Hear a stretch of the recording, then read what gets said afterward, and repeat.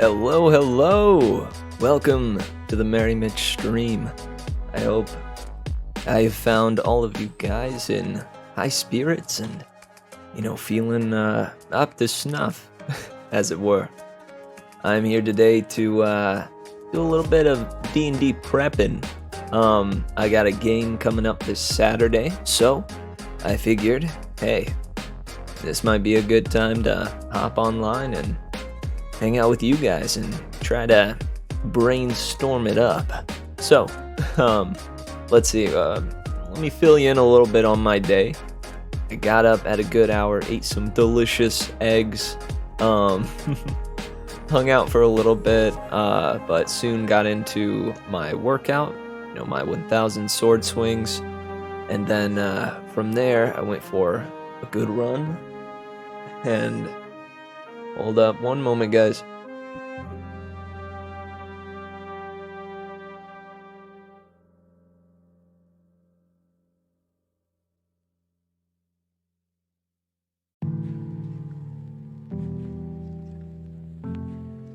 Hey, sorry for the brief interruption. That was just my sis. Let's see. After my sword swings, I went for a run. Went into that run hard. Something I do during the runs is I'll every time I cross the street, I make myself do a backflip. Just for the sake of keeping up them flipping skills and such. But one of the first ones I did, I landed really hard onto like the top area of my foot, or both of my feet. So it was a hard landing, but thankfully that was just what I needed to, shake me out of, shake me out of like the funk that I was slipping into a little bit. Because, after the first one, the first flip was only okay. And then the second one was like, just a really rough landing. So after that, I focused up and, told myself, hey, Mitch, those two were pretty shabby. However, I know how to do this and I can do it well. And from there on, my flips went really, really well. I tried my best not to stop or do too much walking during the run. I often do like half run, half walks, but I've found lately that I can go for longer after having kept up this habit for a good while. So all that to say, I had a good run and it was fun. I got back, played some video games, hung out for a little bit, helped my mom with some chores, and lo and behold, soon enough, I've eaten dinner and I'm appeared in front of you today. So, we're gonna be jumping over to this screen here. I have my GM to-do list right here. So the primary thing that I wanted to do today was write up Daidim and Daidin's history, specifically the moon and the sun deities' conflict that happened shortly after the parting. I think it's going to be important for the campaign and something that I've been meaning to figure out for a while. So, if you will, come along with me on this brainstorm. On this brainstorm of thoughts, ideas, creativity, and hopefully fun. Alright, so let's go ahead and I think I'm gonna first write it up in slides.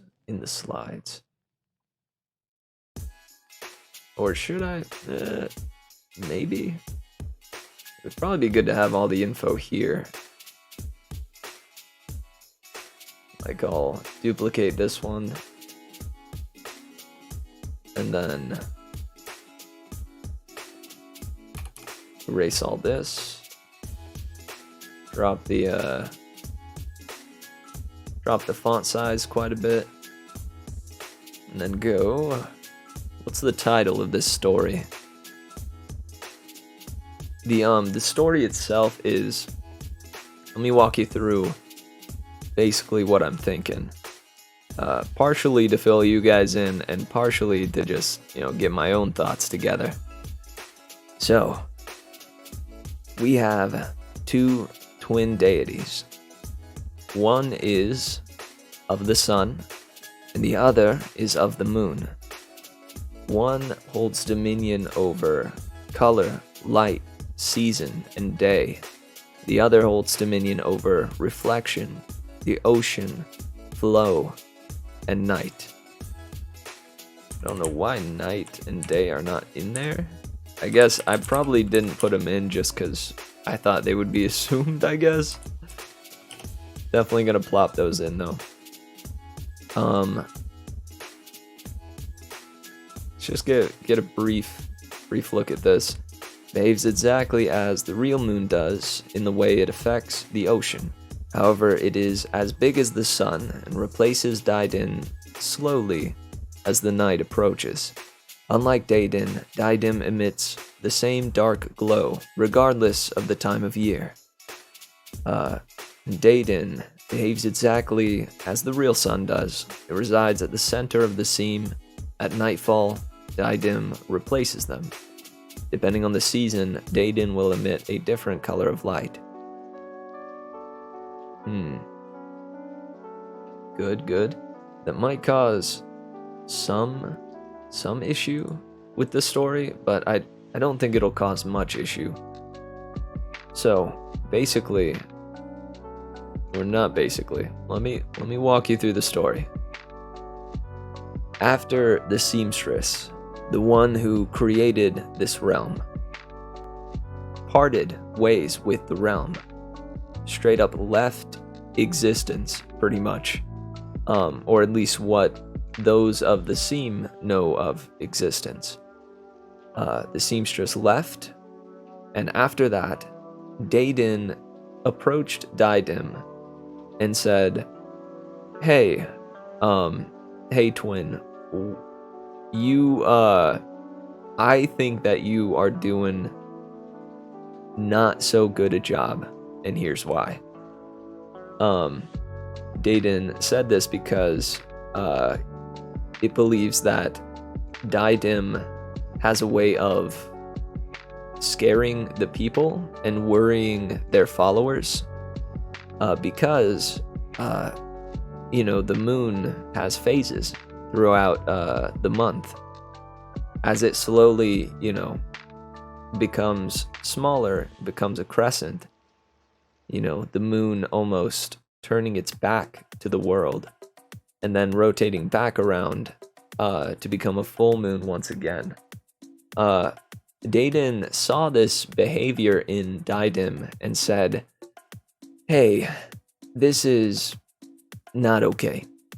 Our followers are worried that one day you're going to turn your back on Velvet and then leave like the seamstress just did. And that's why this conflict was brought up, because of the parting. Daidin saw the seamstress leave and realized, shoot, we are celestials as well. We could probably do that too. And in fact, with the people of Velvet knowing that the seamstress was gone now, it's even more pertinent that they, as the deities of this realm, put the residents of Velvet at ease, in showing them that they will remain. So Daidin approached Daidim and said, I would like dominion over night. Give me your dominion over night. And of course Daidim was like, bro, what? Are you, excuse me? You want dominion over what I hold dominion over most? And Daidin said, yes, that is exactly what I would like. And Diadem, of course, refused and said, no, that's not gonna work. And Dedan said, okay, how about a compromise? Let's say I take over for a week. I hold both Dominion over day and night for a week. And then the week after, you hold Dominion over day and night for a week's time as well. And Diadem said, all right, cool. Yeah, I'm all right with that. Might be cool to have like a week off from some of the duties, some of the responsibilities. I'm willing to do that. And so an agreement came between those two. And for a full week, it was day. And after that, for a full week, it was night. Once that was complete, they reconvened, and Dedan says, okay, listen, I think I am the better one to hold dominion over these two. With me, it is constant day. There is less for the people to be fearing of. For that full week of night, the people on the planet started to panic, wondering where the sun was. And isn't it obvious that what you bring is the unknown and unreliability and all this other bad stuff? And what I bring, said Dedan, is light and what is it? And not revelry, but like the act of revealing. What is that? I've lost the word. I bring light, and there's like uncovering, but I still can't find the right word. It'll come to me, I'm sure. But Dedan said, Diadem, I just don't think that you've really ever been up for this job. And Diadem said, well, came back with a counterpoint of, well, the people were confused and panicking a bit when you were in charge for that week. They were wondering why the moon didn't return. And Dedan said, yes, that is true, but it was less so than your turn. And Dedan said, okay, I think we don't have enough information here. Perhaps we should try a bit longer and see what happens. And Diadem said, okay, all right, my twin, we'll try this. So for a full month, it was day. And after that, for a full month, it was night. And in the daytimes, things flourished. People were happy and excited to have so much daylight. Some were having trouble adjusting to getting to sleep at the right hours and things along those lines, but for the most part it seemed pretty good. But when things became constantly night and dark, only shrouded in moonlight, for a month, we saw the world of Velvet decline in its integrity and goodness. With it being constantly night, there were so many more robberies and crimes that occurred all across Velvet, and it seemed as though just the balance was not right. So Dedan and Diadem reconvene, and they go, all right, wow, that was bad on both accounts. With Dedan blaming Diadem for all the things that went wrong during the constant night, and Diadem blaming Dedan for all the things that went wrong during constant day. And Dedan this time said, no, this isn't right. There's still there's still too much left unknown. I believe that I am the one to be in charge of the sky. And you can still be in charge of the ocean and flow and have dominion over those things, but give me night and day. Dedan still believed that that's what was right at the end of all of that. And Diadem said, "Are you kidding me? Are you serious? That's... You're not thinking right, Dedan." With Diadem being the having dominion over flow, he realized that things ebb and flow back and forth, and said to Dedan, increasing the time between that ebb and flow just doesn't seem to be working. Perhaps I should take over, and I should hold dominion over night and day.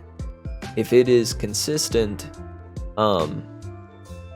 then perhaps the waters will be still, instead of as choppy as they are now. And that is when I believe both of them decided to try to take dominion over night and day at the same time. And the results were disastrous. What people saw in the sky, because what happens is, whenever it comes time for Dedan, like the day to end and Dedan to lower, Diadem comes up and replaces Dedan as the moon. But the two of them wouldn't leave that space, and so half of it was Diadem and half was Dedan, and they started to swirl, and people just saw this this constant shift in light and dark, basically like leaving a strobe effect all across the planet, blinding some, just confusing everyone, with these two fighting over this space in the sky, constantly causing one would overpower the other. There would be an eclipse, and then another eclipse as they tumbled over again. Awful things came of that conflict. But then the dragon god Ys, the dragon god of balance, flew up there and forced the two apart, and basically sat them both down and said, "Hey, you two have a balance to uphold. I am the deity over balance, so I hold in this instance I hold power over you two. You need to cut this out at once. Get this balance back under wraps and do it now. The way it was when the seamstress was here was the way that it was meant to be. The seamstress placed you, in a balance for a reason." And the two of them finally saw, what was going on, and decided to follow Ys's direction and separate and become as they were before. So,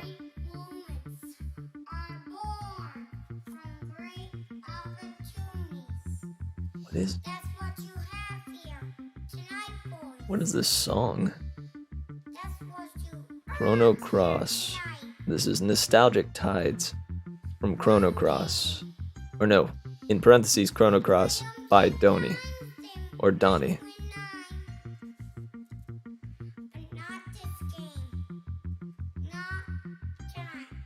I see. It's a recording of a kid.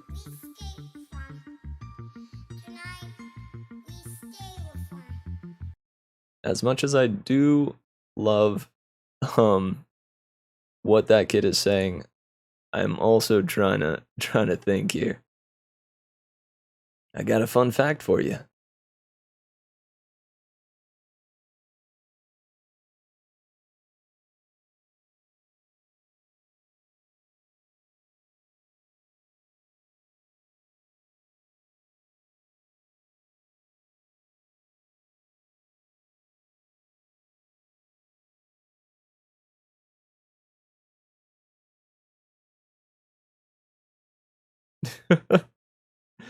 Well, shoot, Randy. That's definitely something. You can technically play as Hank Hill in in a lot of D&D campaigns.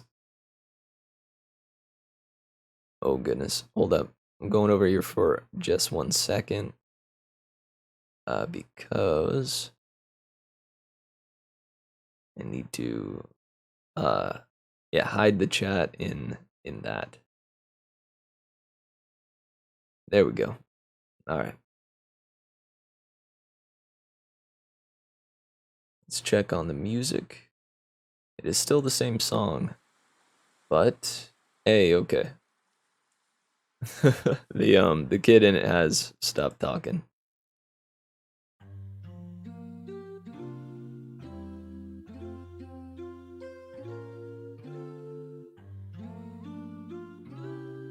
All right.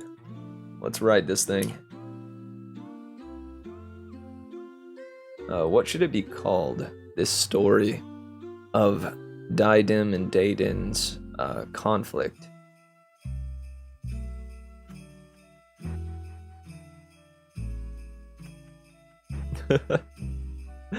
A celestial swirly.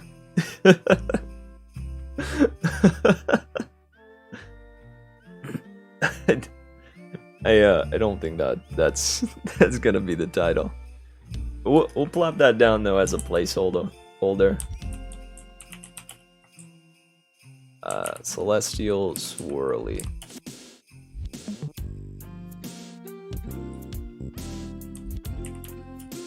Diadem and Daden's conflict.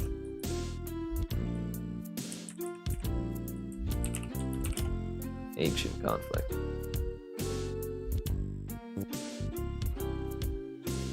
Alright, let's see. Let's add a header.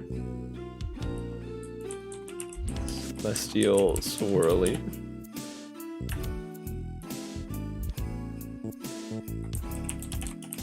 This is the story of a disaster that occurred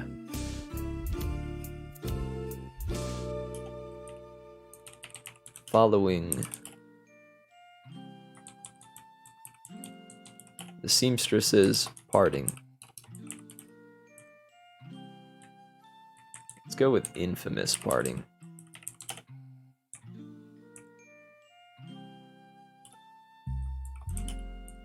The two celestial twins, Daden and Diadem,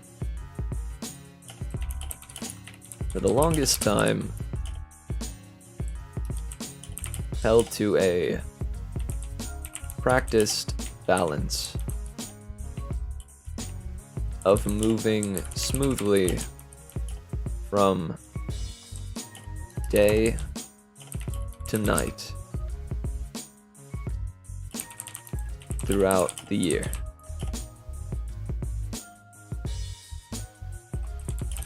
When the seamstress left, it occurred to Daden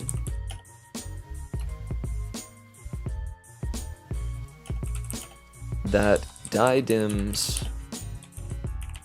behavior, or Diadem's phases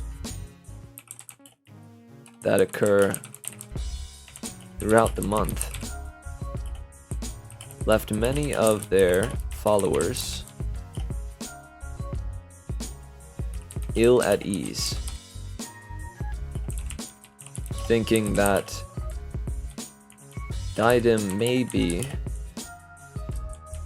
unreliable and could leave as the seamstress did.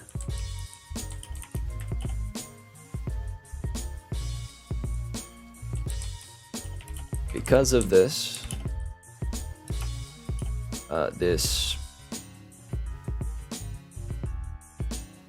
because of Diadem's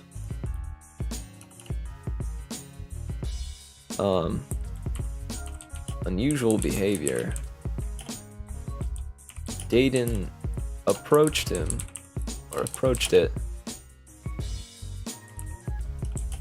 its twin with a proposal.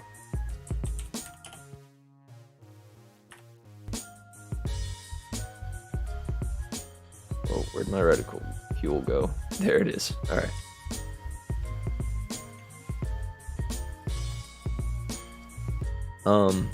Give to me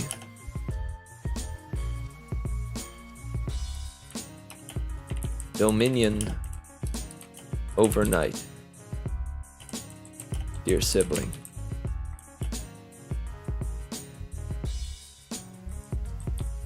Deidin spoke.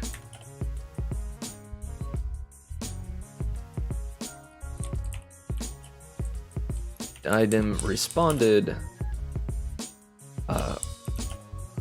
with a perplexed gaze.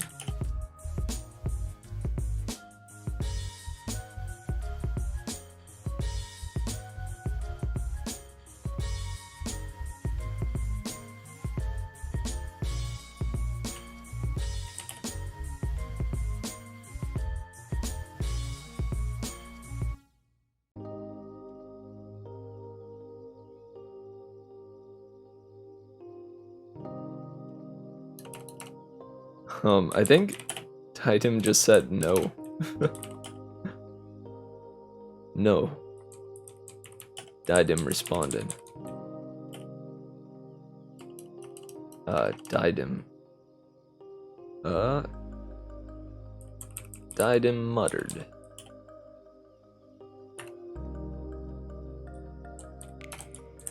Deidin was forced to compromise. The two settled on the idea that one would hold dominion over both night and day for a week's time. After the 2 weeks pass, they would reconvene. How do you spell that? Reconvene? That's definitely not it. Oh gosh, duh.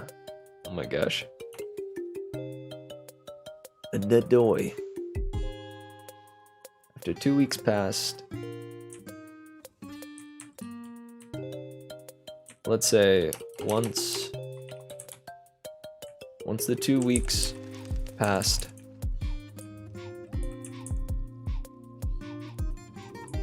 they would reconvene and speak again.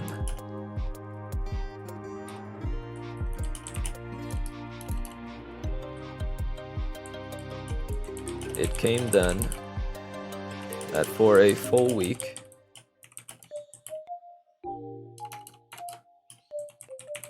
daylight shone forth. Then, for a full week,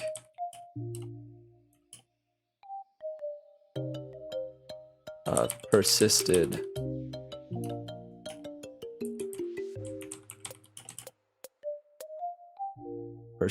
a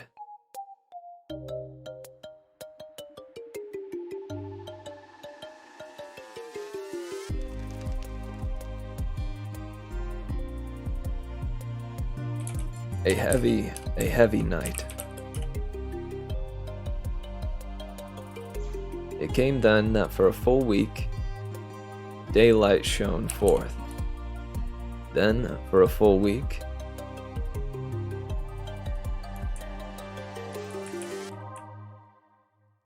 a heavy night persisted.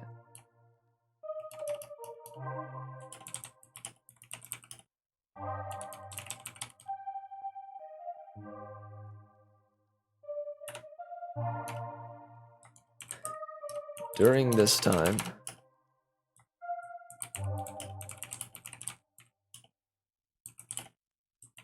the folks of Velvet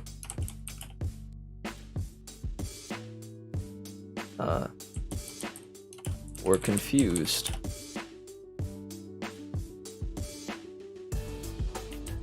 However, did not panic until night had settled for 3 days.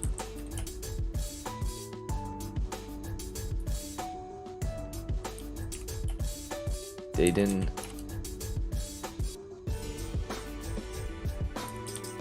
pleaded with his sibling, Diadem, the people of Velvet, not just our followers, were terrified by the seemingly endless night, or endless darkness. Does this not prove that I should be the one to hold dominion in the sky, in the heavens?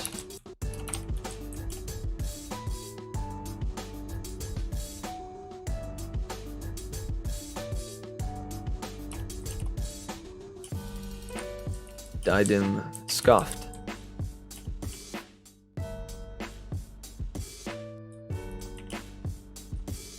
No, my twin, it does not.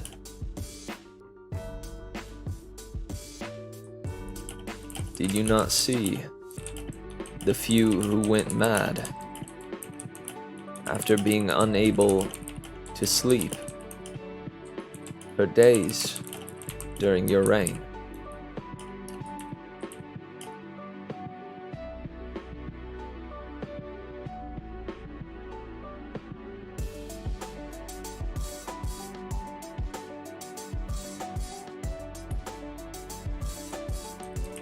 Dedan contemplated this and decided that 1 week was not enough to tell.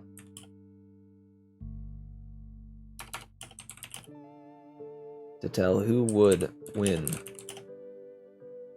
this competition.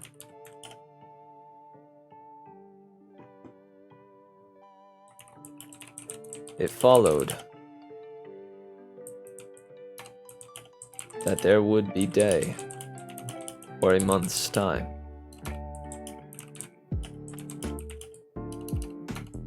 And after,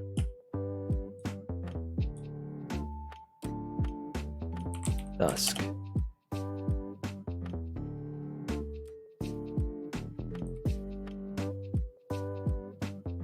Dedan contemplated this, then decided that 1 week was not enough to tell who would win.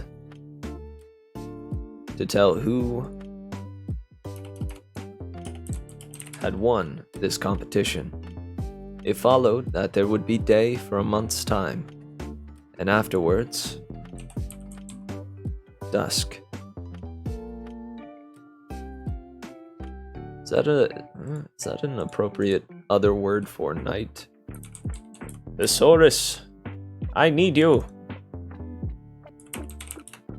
Reveal to me the other words that mean night. Bedtime. Nightfall. Obscurity. Dim.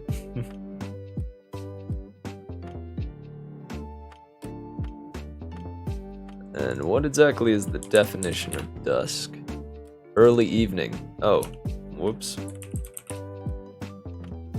Guess that could be argued, but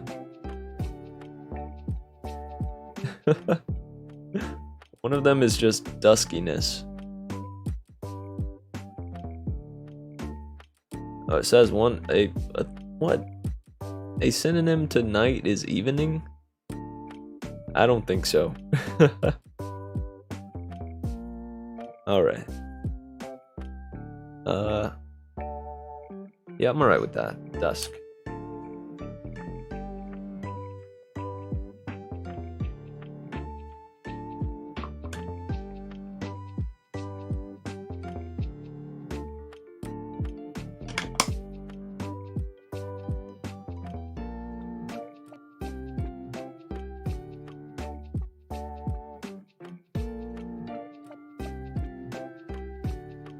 Alright, let's see.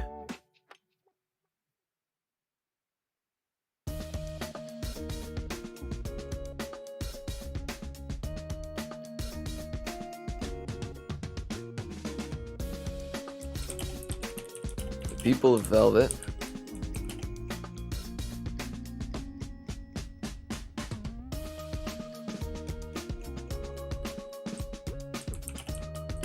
Went mad by the by the many days they went without sleep. Then when night fell, crime ran amok.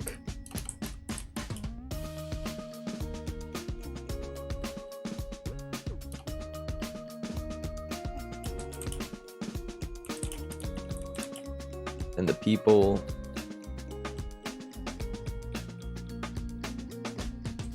did unspeakable things.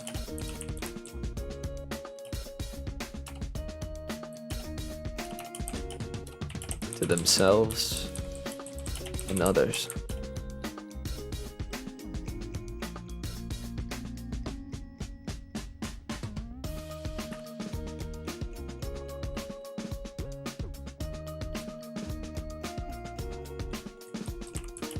Dedan came to his sibling and said, enough of this. Or actually, let's say towards the end of the month, toward the end of the second month, Dedan decided enough was enough and rose to replace its twin.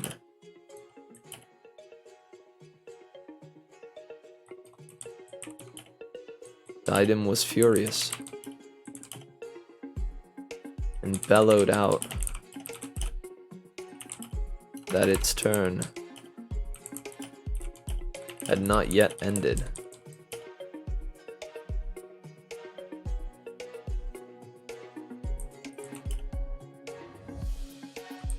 That Twilight's reign was not through.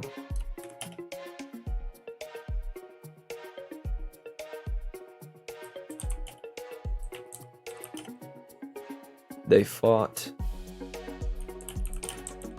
in the sky for another week.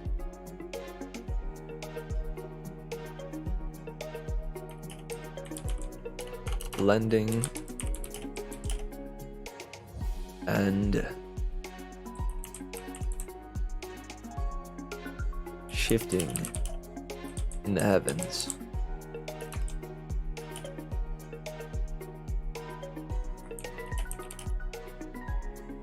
To the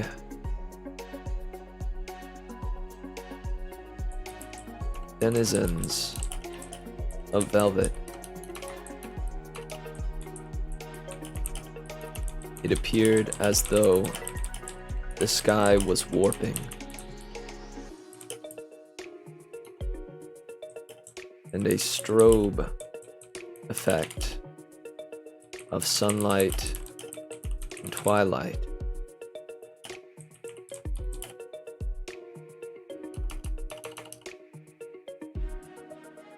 I want to say dazzled them, but that's not the right word.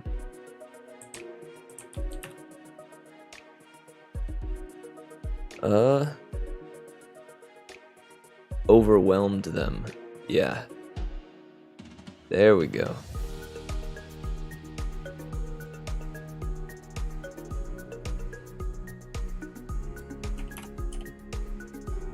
And a strobe effect of sunlight and twilight overwhelmed them.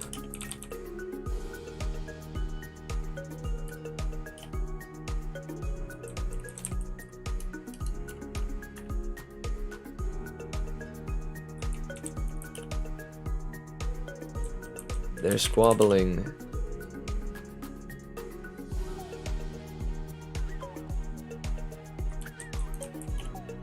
Nearly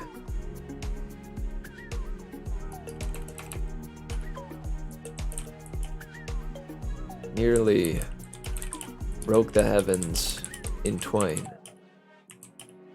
If it had not been for the dragon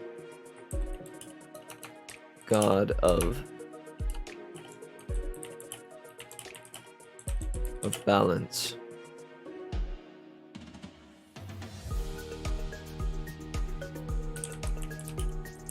Leaving his sacred temple.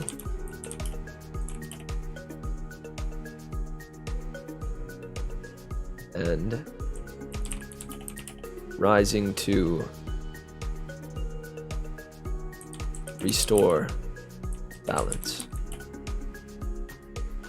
I'm realizing this now, but this is oddly reminiscent of Kyogre and Groudon brawling, and Rayquaza riding on up to him and saying, "Hey guys, hey, let's talk this out."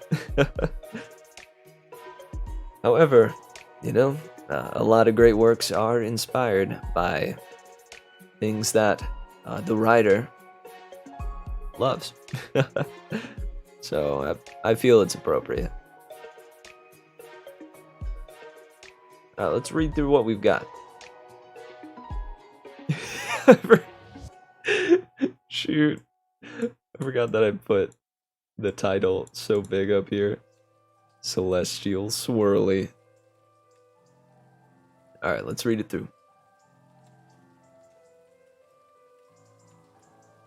This is the story of a disaster that occurred following the seamstress's infamous parting. The two celestial twins, Deidin and Diadem, for the longest time, held to a practiced balance of moving smoothly from day to night throughout the year. When the seamstress left, it occurred to Deidin that Diadem's phases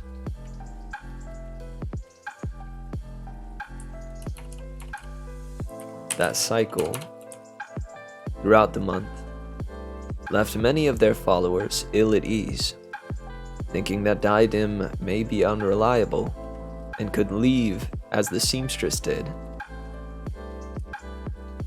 Oh, left many of their followers ill at ease, thinking Diadem... Wait, hang on. It occurred to Deidin that Diadem's phases that cycle throughout the month left many of their followers ill at ease.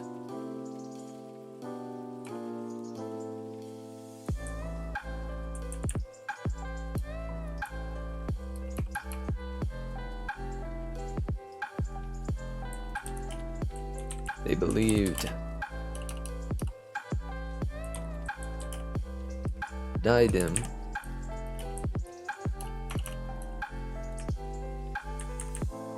they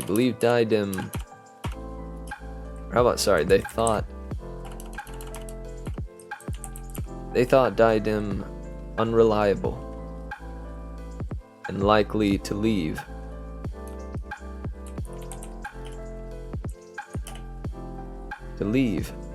As the seamstress had. As the seamstress,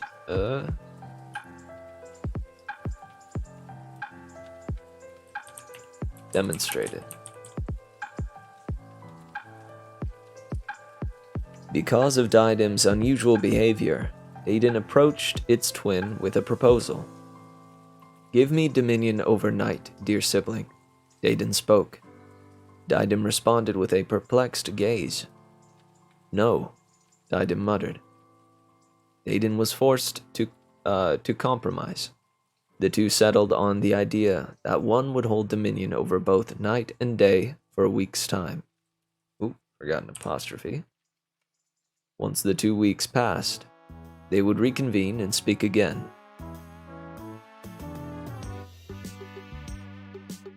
It came then that for a full week, daylight shone forth. Then,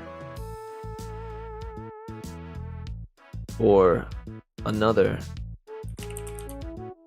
full week, a heavy night persisted.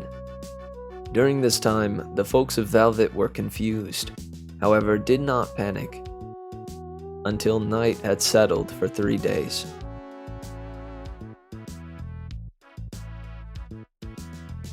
Dedan pleaded with his sibling. Diadem, the people of Velvet, not just our followers, were terrified by the seemingly endless darkness. Does this not prove that I should be the one to hold dominion in the heavens? Diadem scoffed. No, my twin, it does not. Did you not see the few who went mad after being unable to sleep for days during your reign? Dedan contemplated this, then decided that 1 week was not enough to tell who had won this competition. It followed that there would be day for a month's time, and afterwards, dusk. The people of Velvet went mad by the many days they went without sleep.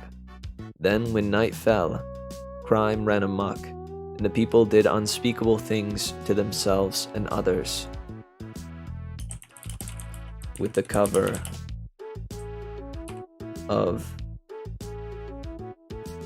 Whoa. With the cover of...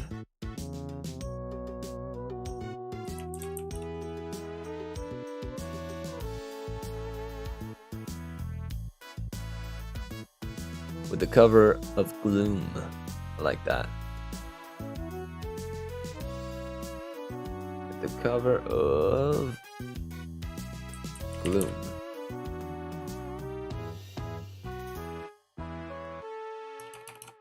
Let's see. Aided by the cover of Gloom. Towards the end. Hey! Yo, Comet! What's shaking, man? It's been some time. Yeah, I'm just hanging out doing some D&D prep, man. It's good to have you.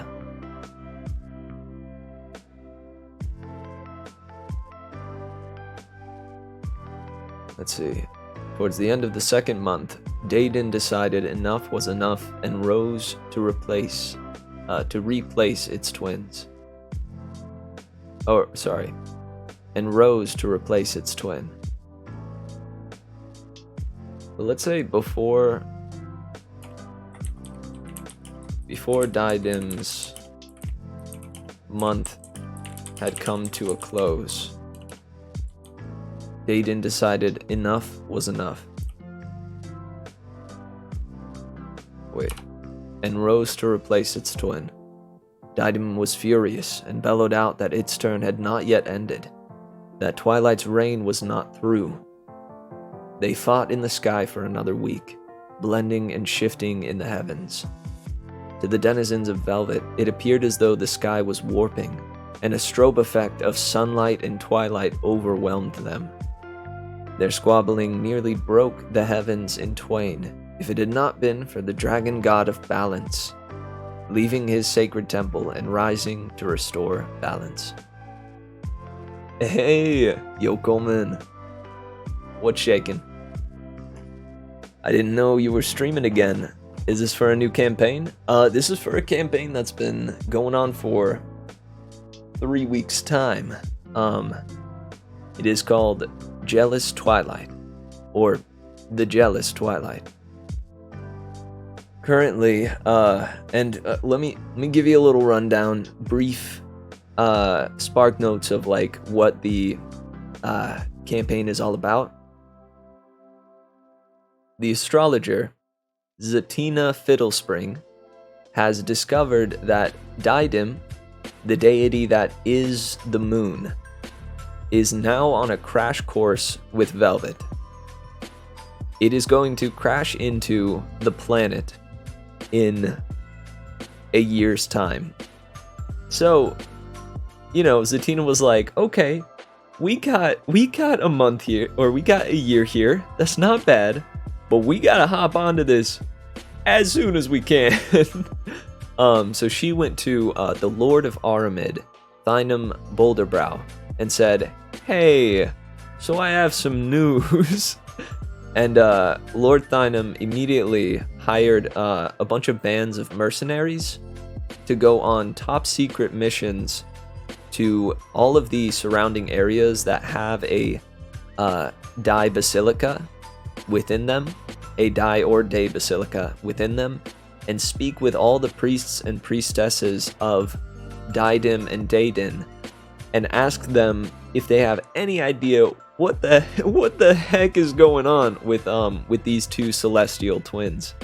And so our heroes are one of these bands of mercenaries that were hired to go to Autoclave Village and speak with the High Priest Wilds of Winter.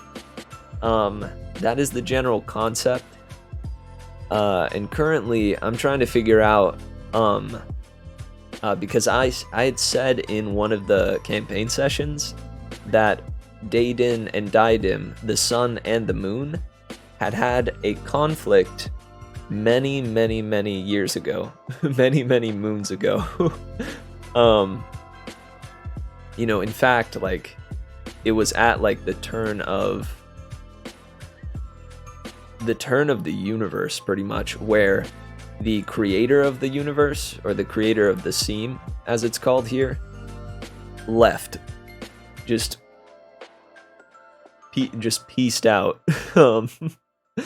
The seamstress parted, as it were. And when that happened, it's kind of like it's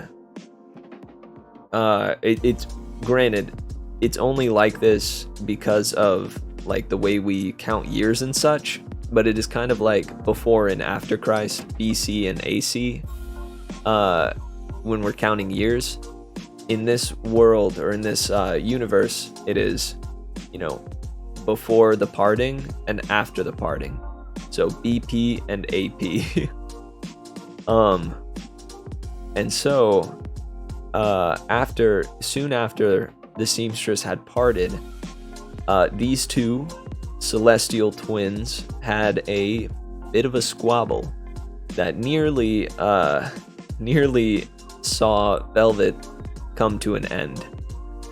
I'm even thinking that it was part of what like influenced the big surge of those that frayed, or and that's FRAYED, or those that basically went evil. Let me know if I need to slow down or anything. I'm kind of just spitting this lore out rapid fire.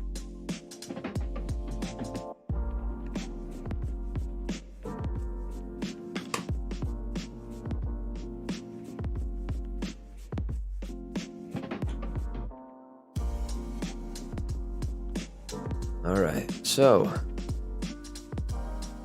this is pretty good. It's kind of short, but it's to the point. We need a better name though than Celestial Swirly.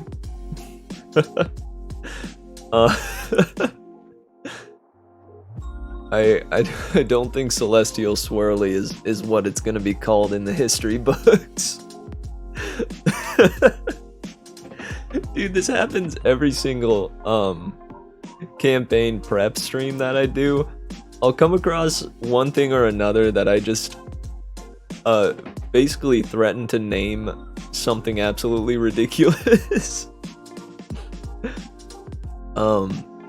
But anywho, let's see. What would this be called in the history books? I think that's a good way to think of it. What would the people of Velvet refer to this as? There's the Great Parting is what they refer to for when the seamstress left. But this would be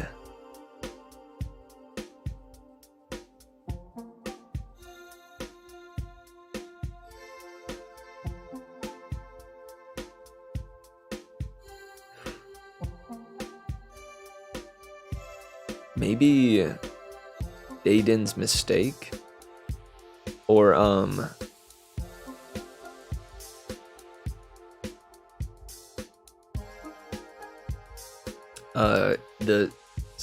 gosh, my other thought was still just as silly. The celestial siblings squabble.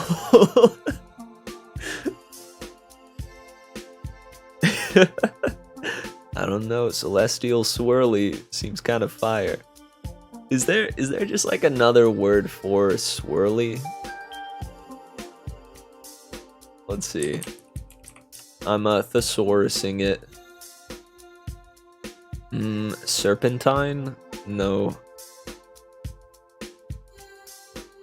Oh, when they fought, they blended in the sky. It was a blending of the moon and the sun, and it warped the heavens. So, what about...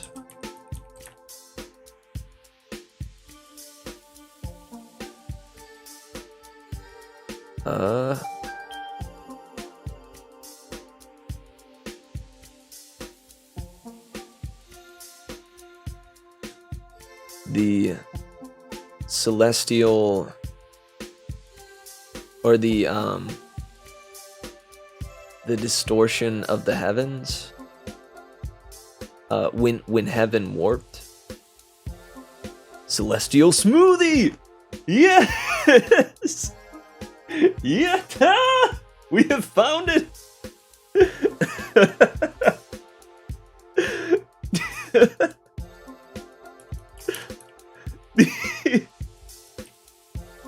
Celestial smooth. That's definitely what we're gonna call it for now, at least.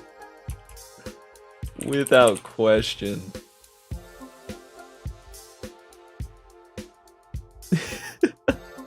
Comment, that's so good.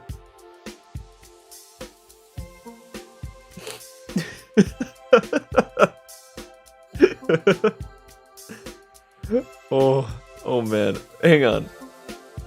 It does give me an idea, because I want to follow that line of thinking of the blending like in the sky, and like the warping of the heavens. But there's also the fact that it was day for an entire month and it was night for an entire month. So it was like a celestial confusion.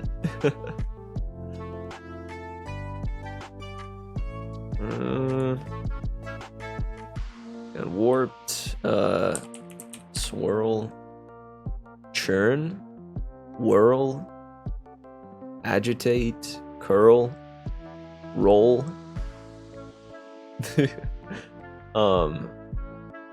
Twirl, royal, churn.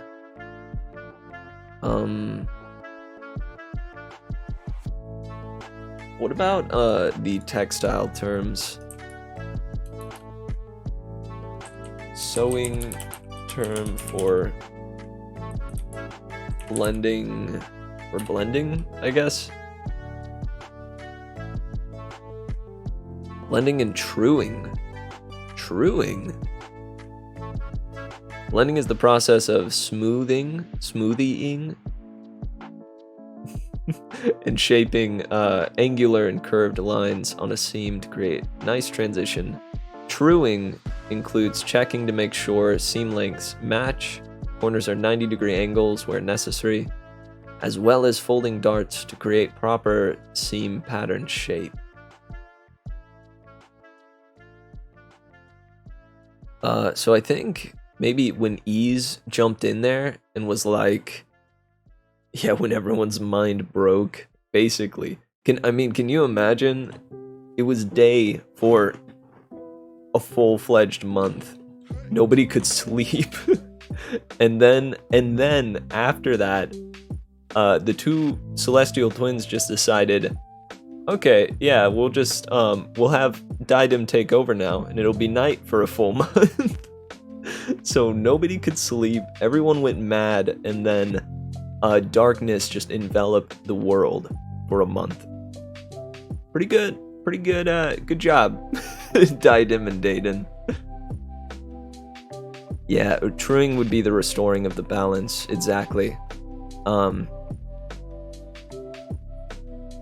In fact, we're gonna plop that in there at the end. This act was known as Ease's truing.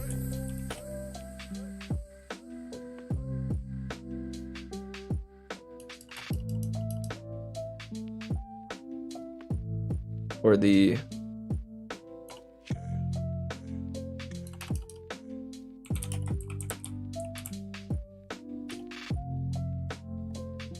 as Heaven's truing.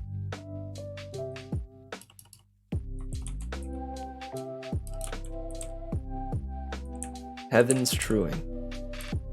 I think that's got a good ring to it. Who needs sleep anyway? Pshaw. Dude, it's for the weak. Of course.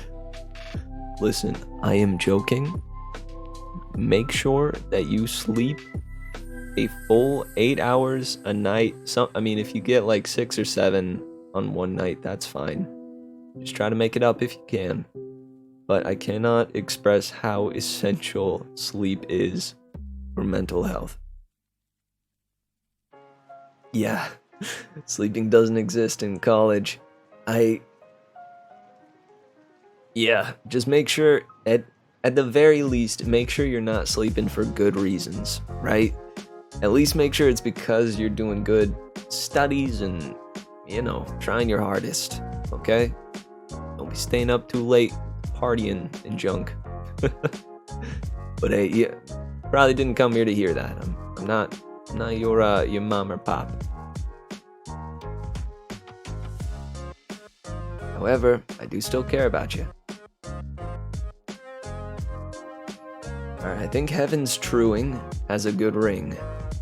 So the end of all of that was known as Heaven's truing.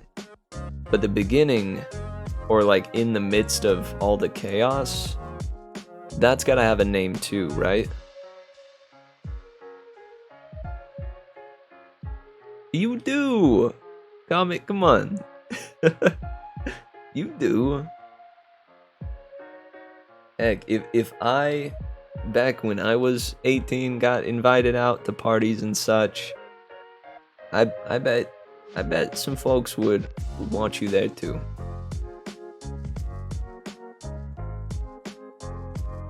But hey, regardless, parties are overrated. Don't worry about it if you don't. Let's see. Alright, so this super horrifying moment in history where it was day for a month and then night for almost a full month.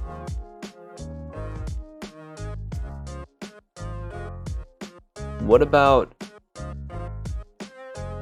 because a shroud or like a shawl, right, is something that covers things and conceals things.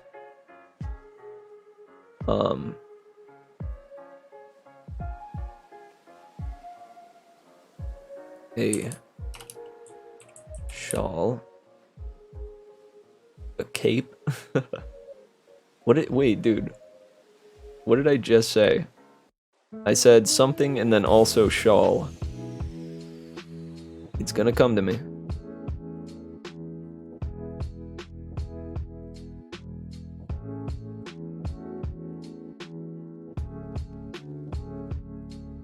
Cowl? No, that doesn't sound right.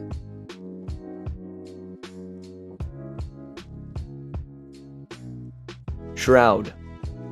Shroud. I'm gonna plop it down here just so that I don't forget. Shroud. I knew it would come back to me. Ooh, Veil? Veil. Veil is good. So...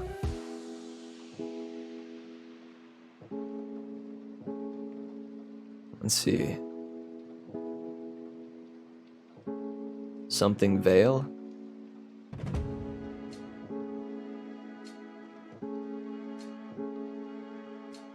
This also happened in the midst of like a argument between the two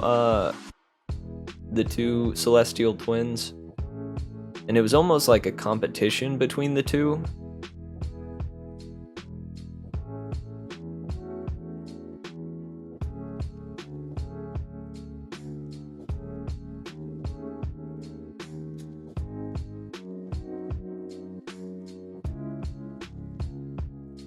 Heaven's Shroud has a good ring to it, but I don't know if it reflects well enough what this is.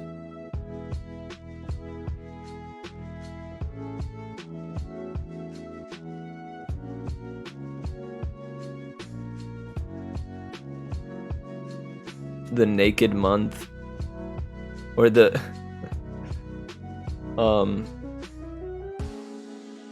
the Naked Month and the Shrouded Month. No.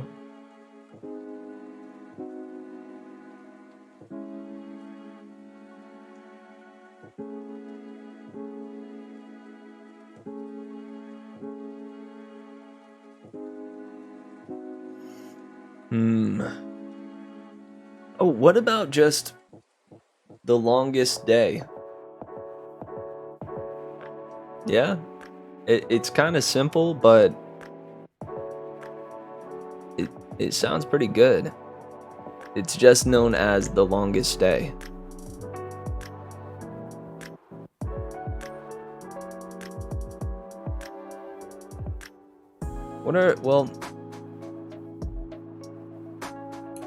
What about Longest? Excellent. Longest. Misspelled it. Let's see. Interminable, excessive in length, delayed. Oh, the delayed shroud.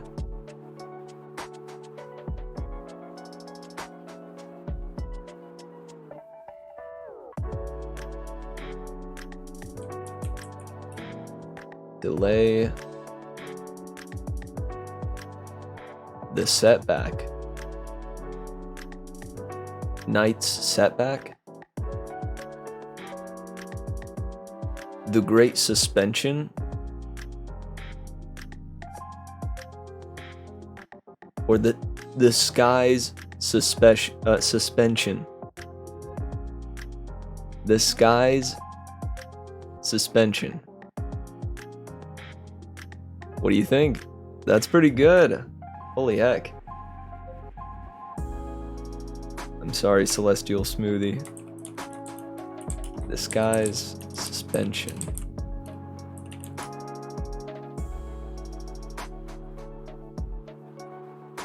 Why does it keep doing that? Oh, that's why. How do I...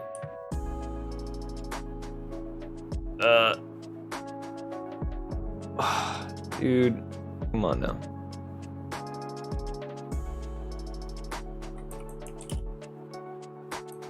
This act became known as, let's see.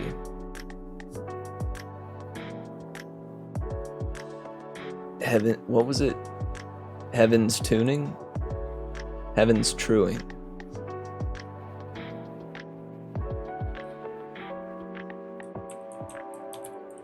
Heaven's truing.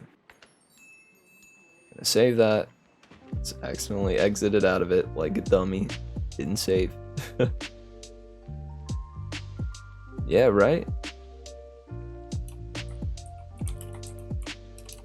the sky's suspension.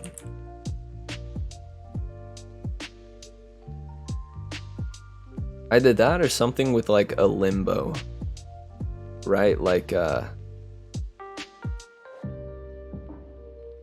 bright limbo. Nah. The piercing purgatory.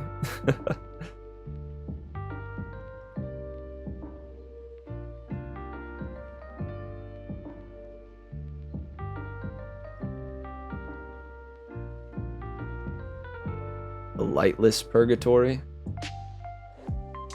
Now I think the sky's suspension is gonna be like what it is wildly known as, or widely known as. I'm gonna leave this as like an AKA. Cause I'm genuinely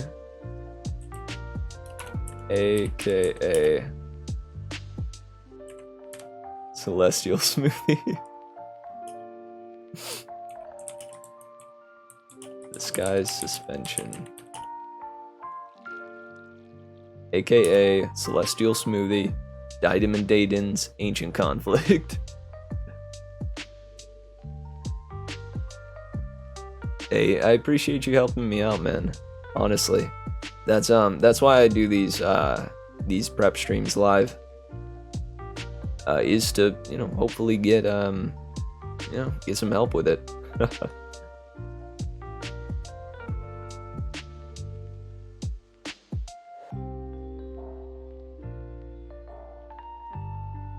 Nice. Well, here it is. Oh, I forgot to indent these paragraphs.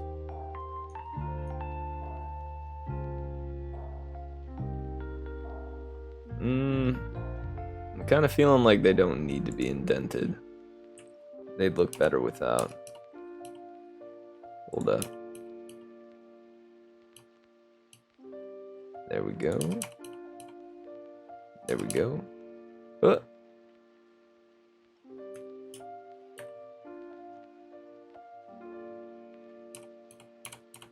1, 2, 3, 4. 1, 2, 3, 4. 1, 2, 3, 4. Floor. 1, 2, 3, 4. There we go. And I'm thinking perhaps we put these in their own little spot. I think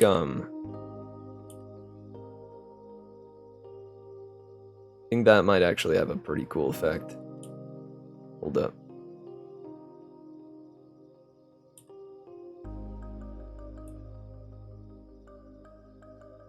There we go. And then check this out. Go up here. Go quote. Go up here. Go quote. Yeah. We quote the no. Heck yeah.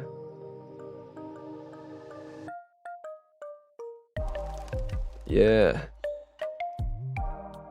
And we might italicize it too. Yeah.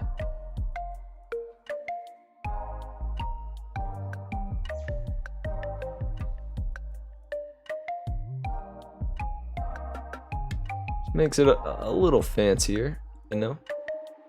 Yeah, yeah. That's more like it.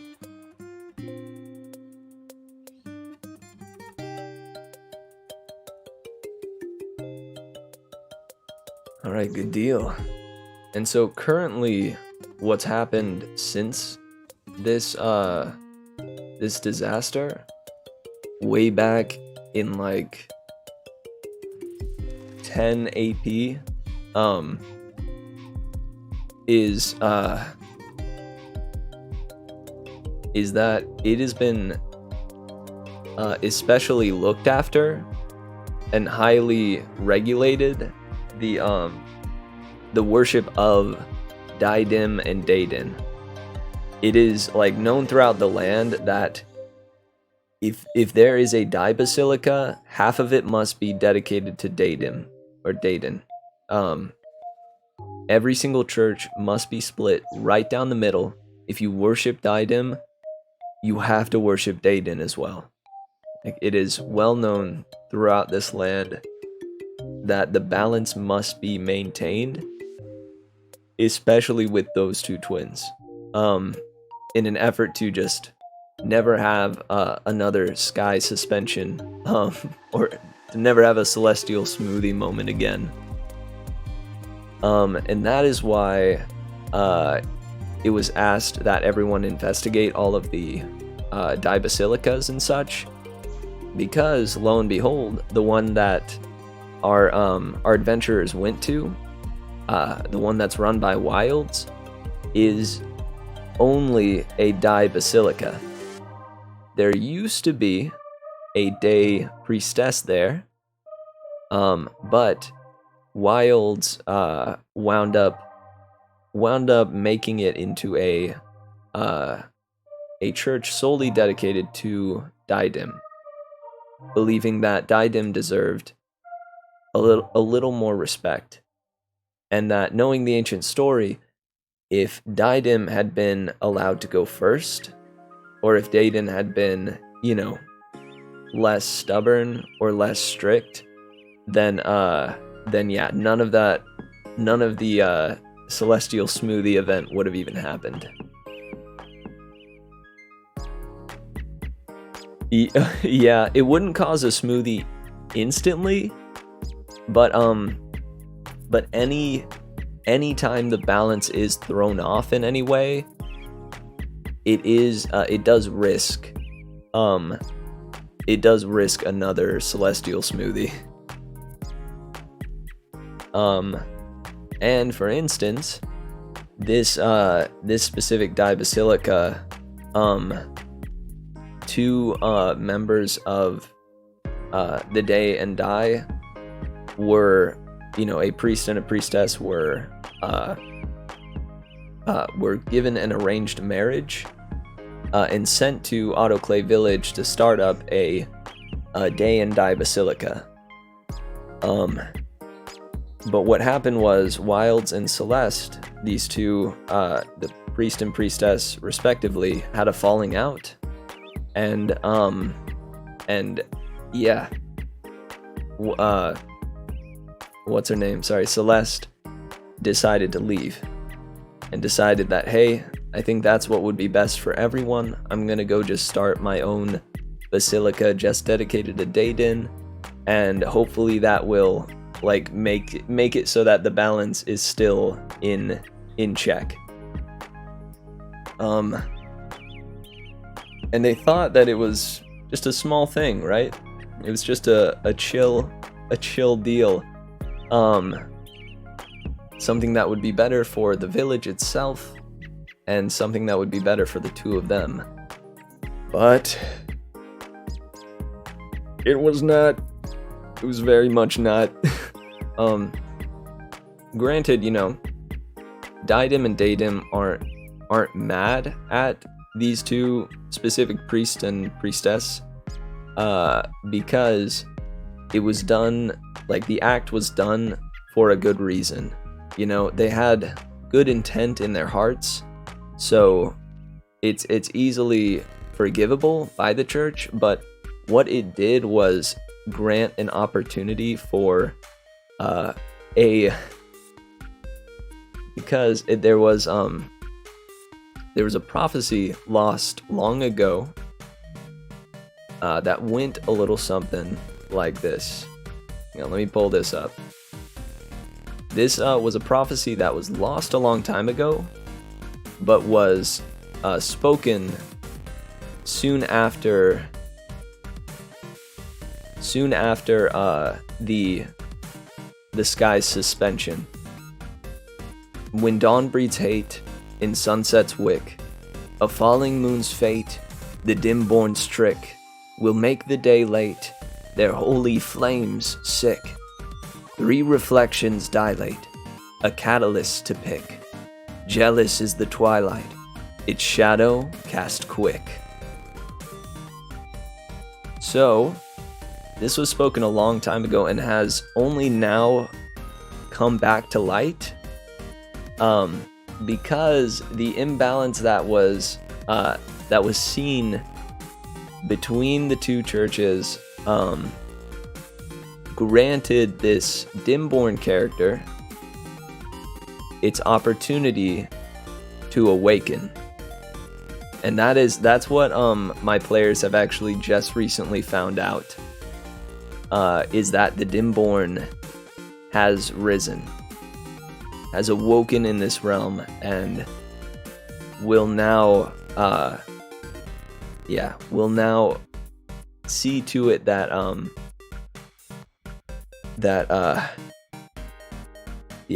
that the moon falls.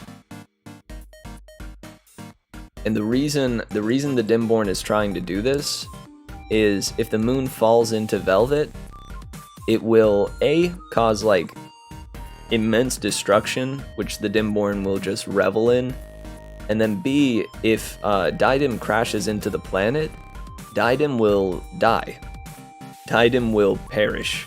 And in that moment of Diadem's death, the Dimborn can absorb Diadem's power.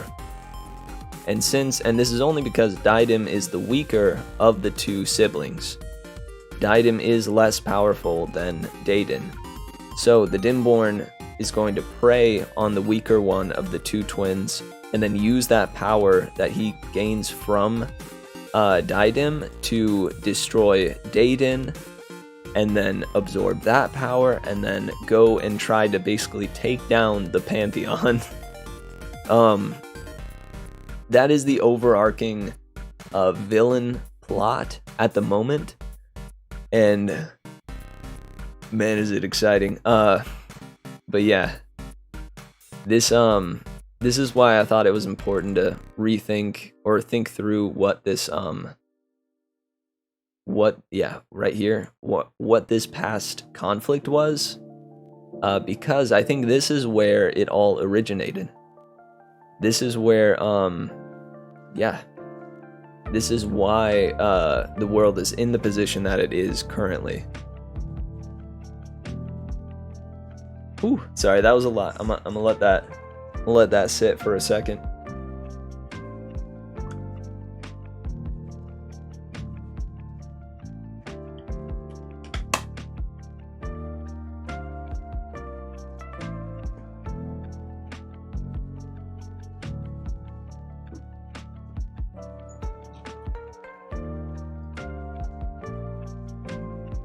All right.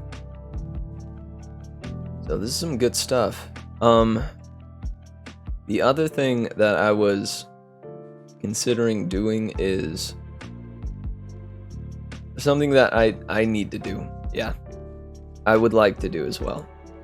In the last session, one of the players was read a bedtime story by Selenva, this character here. Here, I'll make her a little bit bigger. Selenva, she was reading just to one of the orphans that live at the Dai Basilica, but Exir decided to jump in and sit down and listen to the story as well. So on the fly, I came up with a Dai Basilica based children's tale about Croker's Cave. It was basically a tale with the moral of just like, don't believe in false idols. But I think I gotta write it down now, right? Like, that would be kind of cool if I could put it in Exir's journal, and he could refer to it whenever he wants. You recognize that name? What? Croker's Cave? Yes. No, you would, man. That was where our little campaign was going, and where you met Uhtred, son of Uhtred, and Chuck Piccadilly, or Chuck Piccadilly. and Loch Thalar. If you remember, you were working for Halil, who was the leader of the Utlot bandits. Heck yeah. Or rather, the Golden Tail bandits. What I did, and in fact, if you're interested, is that is the other campaign that I'm running currently. Let's see.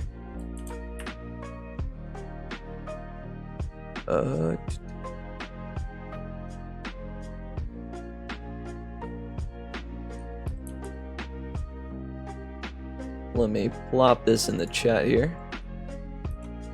I've been running through that same campaign that I had planned with some of my buddies online. I had a lot of the work all done with just porting that campaign to fit into my homebrew world. So I, since I had that all prepped and ready, I went into this software here, Roll20, and yeah, just kind of built the town and built all the settings and got it ready to go. And after I did all that, after I made the Die Basilica, the cemetery, Autoclave Village itself, or didn't make all of it, but put it together, Urgon's cabin, Tolgi's cabin, Pelk's Curiosities, the Polar Tap, Autoclave's fishing docks, Elro's house, all this stuff, I put this town here together.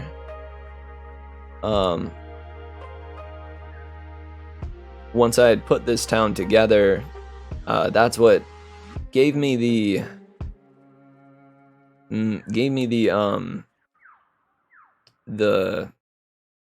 what am I looking for? Confidence.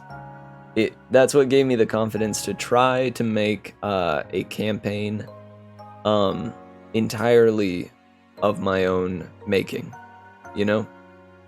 This one, the one that I sent in chat there is based on the Frozen Sick campaign, and follows, exactly along that same path that Frozen Sick does, just with alterations to fit Velvet.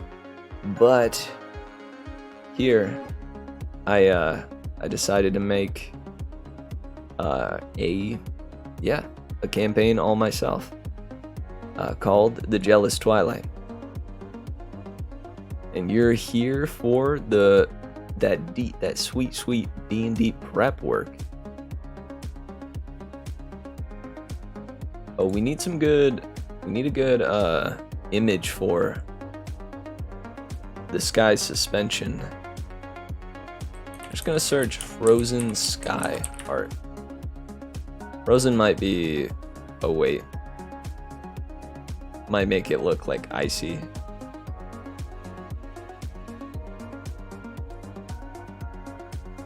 That's kind of cool.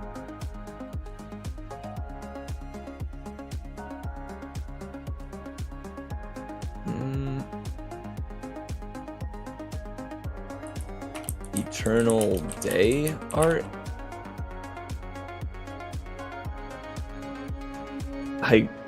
There's a My Little Pony picture as the first image, and I'm confused why.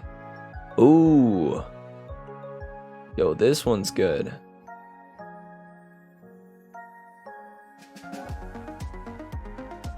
Yeah. Hold up. This be the one. Ba-bam. Ba-bam. Yo. Yeah, check that out. Man, that's, yeah. That's pretty much what I was thinking there. Is that night and day started to collide and shift and mix. Heck yeah. Heck yeah. Yeah, what about something with both the sun and moon in it? Exactly. Disguise suspension.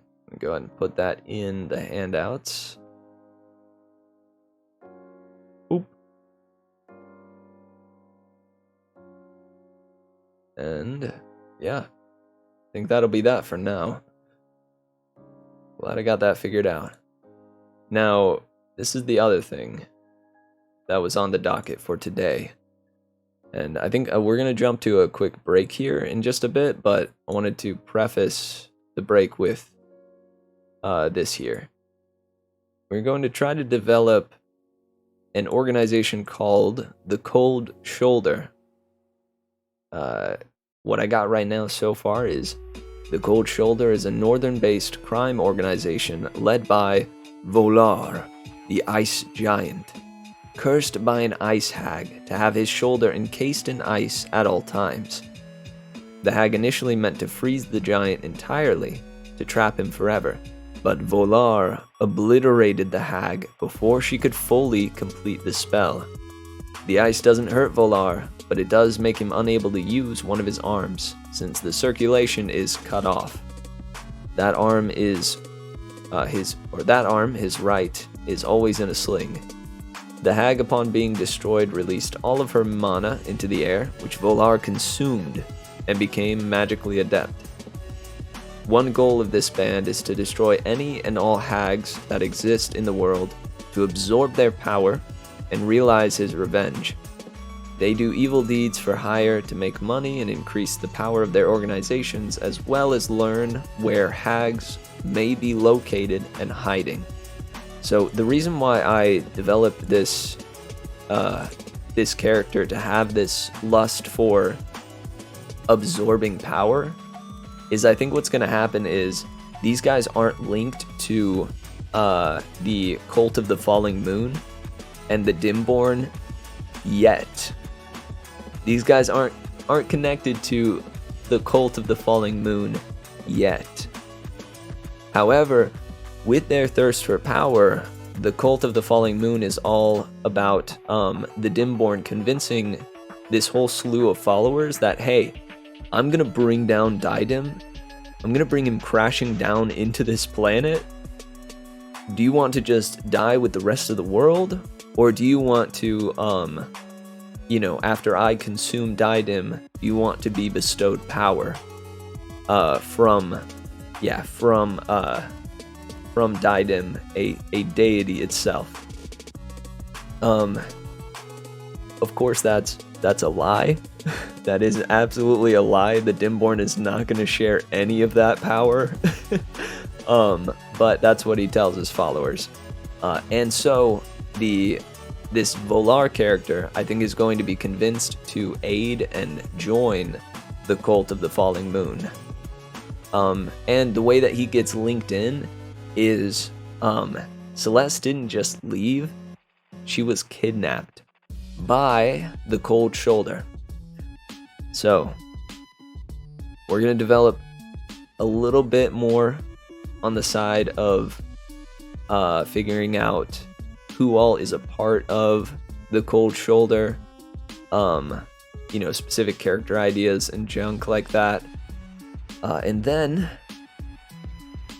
we may move on to the next thing, which is figuring out, oh yes, and then after that we'll try to figure out the encounter with the Cold Shoulder, deciding how is it that they're going to locate where the Cold Shoulder is, how do they once they do find it, what kind of gauntlet is it? Do they have to go through a hideout and filled with traps and junk like that?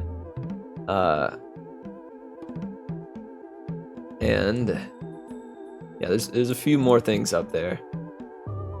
We just currently finished Ride Up Diadem and Dayton's history, specifically their conflict. And then building Twinning Town is also going to be a pretty grand task. So, I hope you'll join me for it. We're going to jump to a quick break here, and then come right back. I might,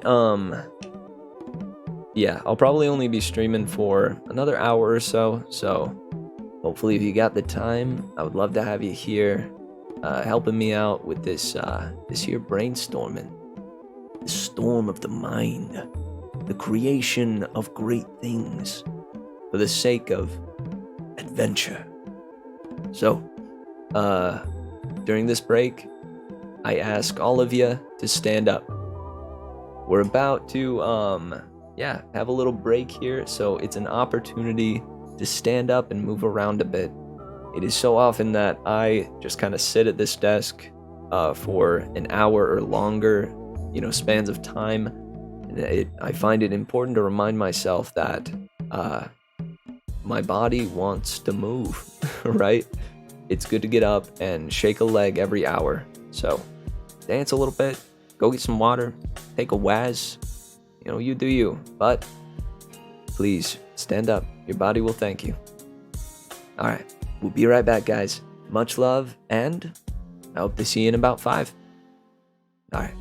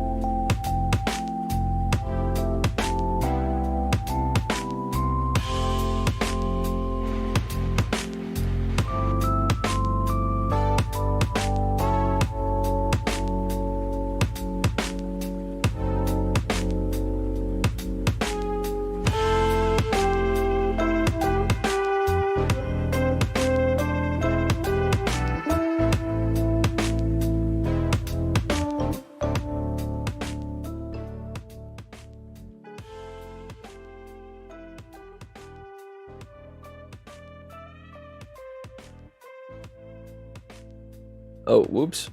Hold up. Forgot to turn off my light. Yeah.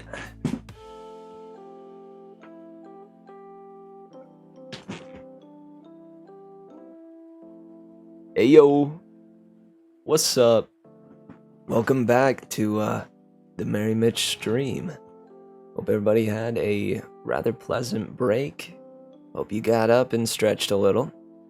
Again, your body will thank you. Welcome back. We're gonna be jumping back into the D&D prep that we were up to before. The D&D shenanigans.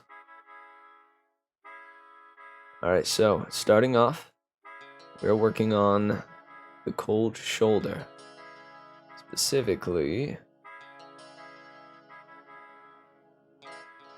figuring out the encounter with the cold shoulder. Well, first, before that, we've done a fair amount of writing today. Let's get Twining Town up in here.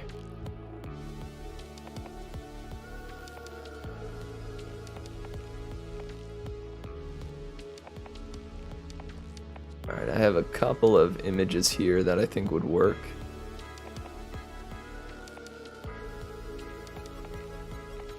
Because it is a... Hold up, let me pull up Dolphhide. This was a little map that I made myself. We did a little stream for creating this map. But Twining Town is right here. And so, you know, it's right by this river, right alongside of this lake here. And so, you know, something like this where it's got a river running through it would probably be good. Or possibly this one that has a big old river running through it. Because this is meant to be a little bit of a bigger town. It could be smaller though. I found this one too. This one doesn't have a lake or nothing nearby though.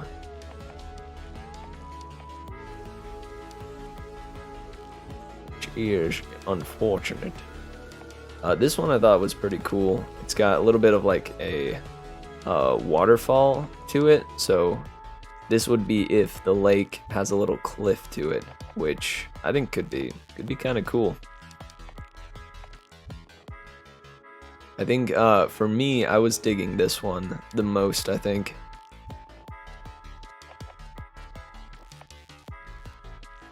Let's see, did I forget any? And we got this one as well.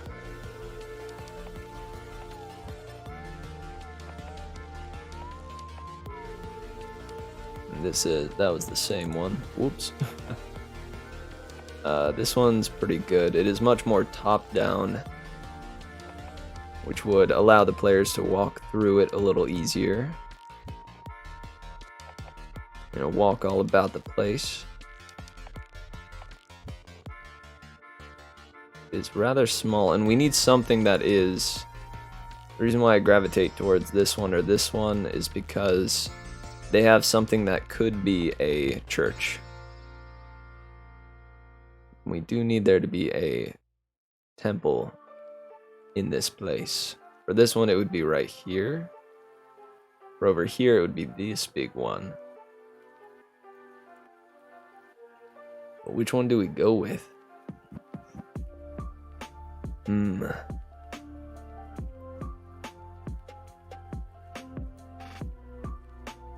I said it before. I like this whole cliff face deal that it's got going on. And this little cave here could be what leads into the Cold Shoulder hideout. Nice. Okay. We're gonna go, that is this one. Alright. Drop this guy in here.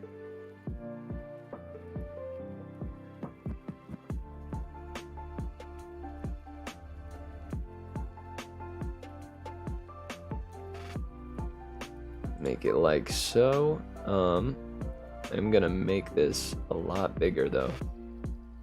Let's go. Is the grid on? Oh, it is, but hang on. Yeah, this needs to be put on the map layer. There we go. Yeah, it's gonna be needing to be a whole lot bigger height-wise. Let's go about 50. Oh, get me to that map layer.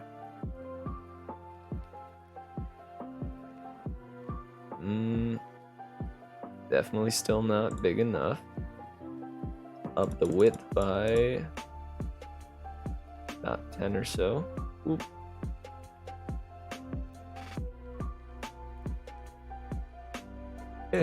No.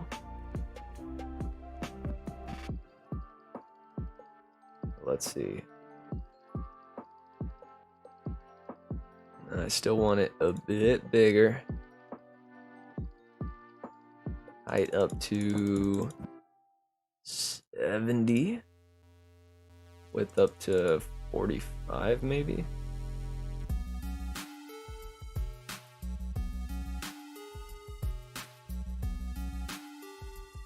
Oh, yo, I think that's perfect.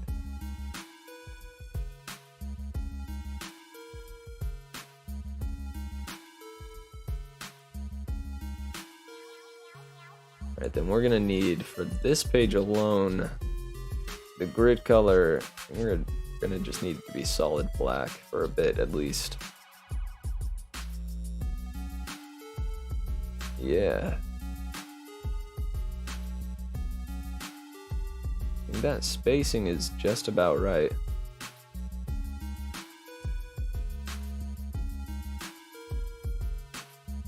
Each square being about 20 feet, I think. It's usually how it is for an overmap.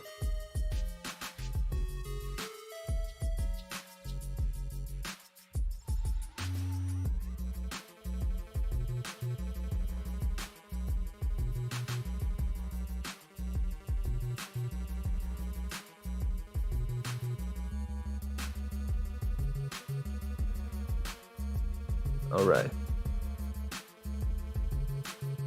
Yeah, I think that'll do it.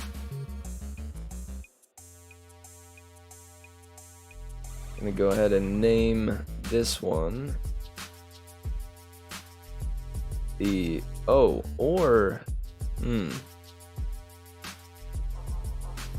if this was already an existing town and Celeste was coming here to start up a day basilica, would she just take over the temple that's already there? Or would she have needed to, yeah, come up with, just to, like, build her own place?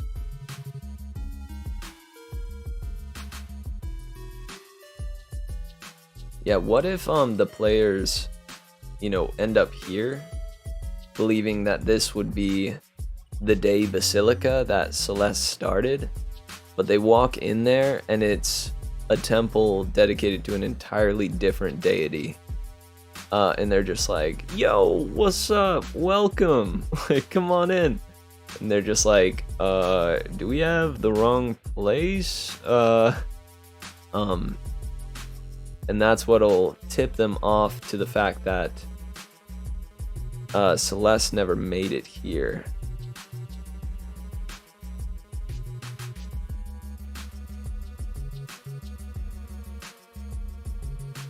Or do you think Celeste did make it here?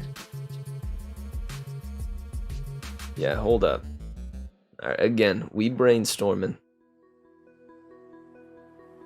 Let's check out the Pantheon for a sec.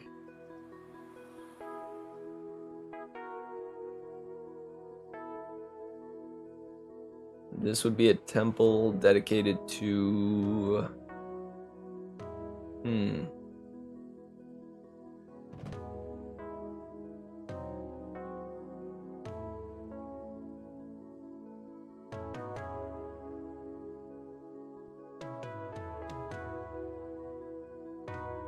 What about Pattern? The god of cycles. Forgot about him.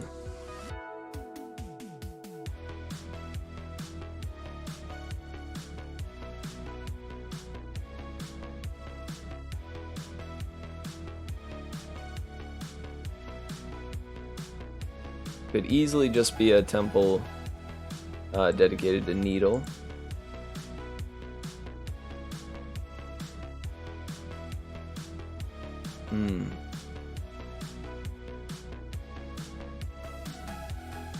It's right on the cliff's edge here. We're also gonna need to decide who lives in the big palace place there. Alright.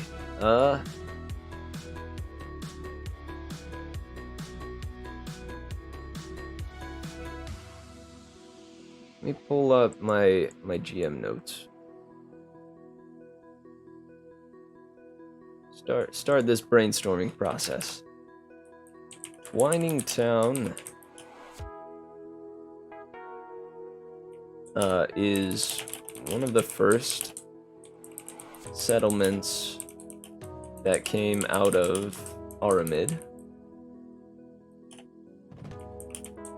It has an elven ruling lord overseeing it. Or not lord. Oh, what do you call that? Delegate? Overseeing it.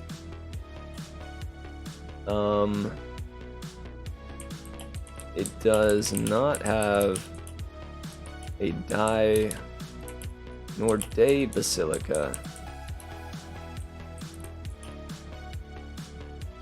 I misspelled that.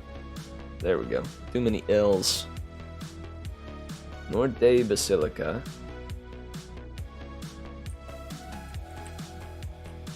I think the ones that are combined are just called twin basilica.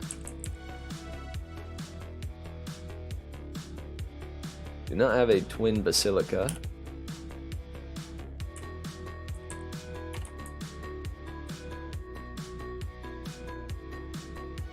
Or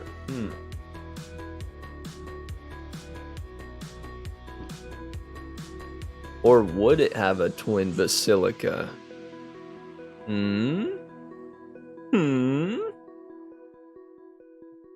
So I'm thinking whatever this temple is dedicated to, I want it to be purposeful.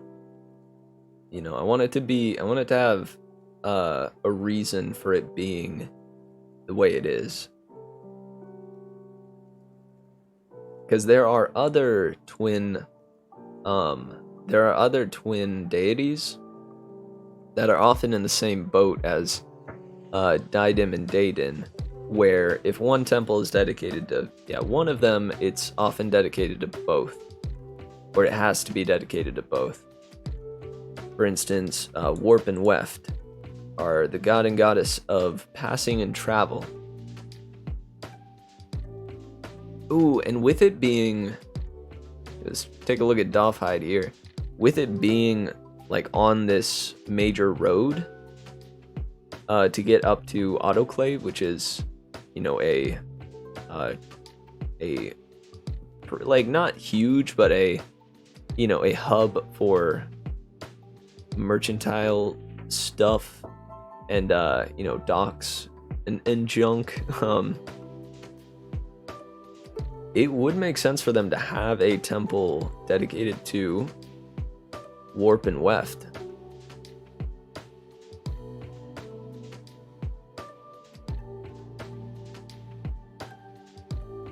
Yeah, okay. No, I don't have a page dedicated to Warp and Weft yet. Did I even put them in here? I forgot Warp and Weft. Dude. when I was going through and giving tokens to all of the deities. Got Embroid, we got Cord, got Nap. This dude is the bomb.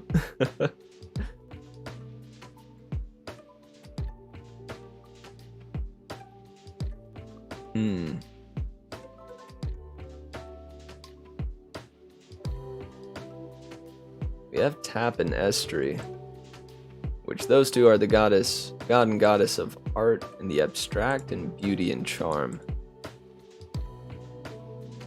Those two are twin deities as well. But I think Warp and Weft would make more sense. Perhaps.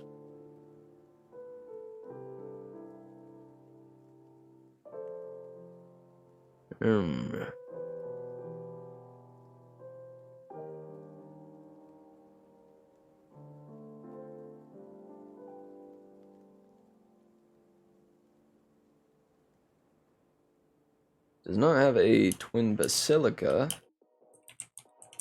However, it does have a temple dedicated to Warp and Weft, the twin deities of passing and travel.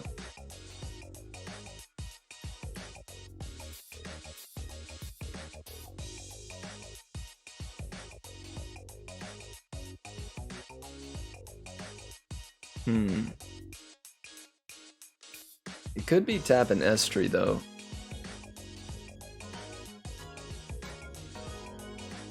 The other thing is, if this is another temple dedicated to... If this is another twin basilica, then a group of mercenaries would have been sent here as well.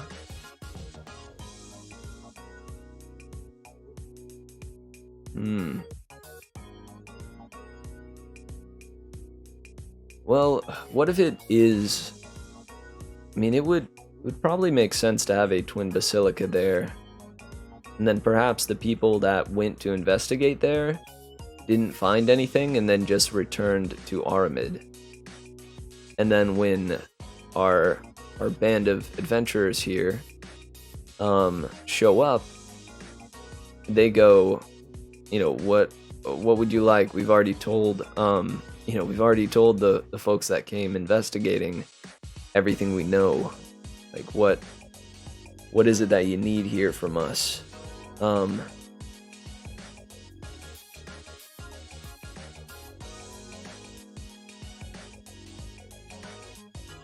then that would leave an opportunity to put to place another member of the Cult of the Falling Moon within their ranks. And it might be cool for them to see like what a twin basilica is really meant to look like. Because the place that they ended up in,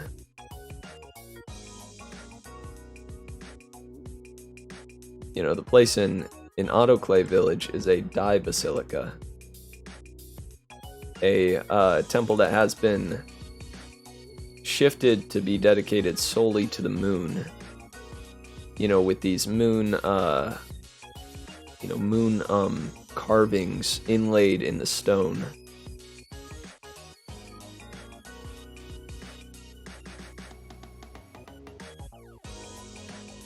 Yeah, okay. I think I am gonna make the decision that a twin basilica exists in this town.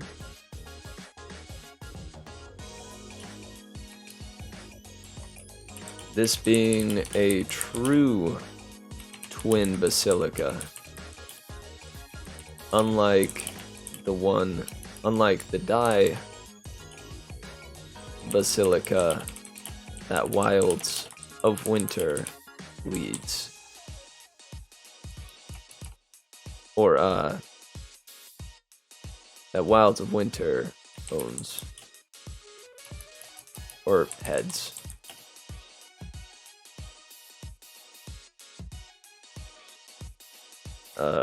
Putting a true one here in order to show the players how the religion is meant to be organized.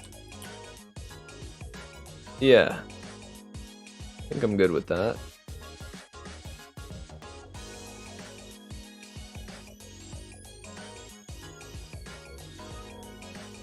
I think it would probably make sense, and I'll add that in like a little flavor text, but they're most likely little places here and there around town. Like there's a little temple probably dedicated to Warp and Weft.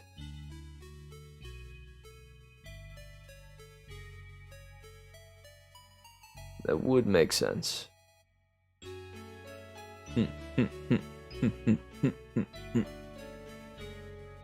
Good. Yes.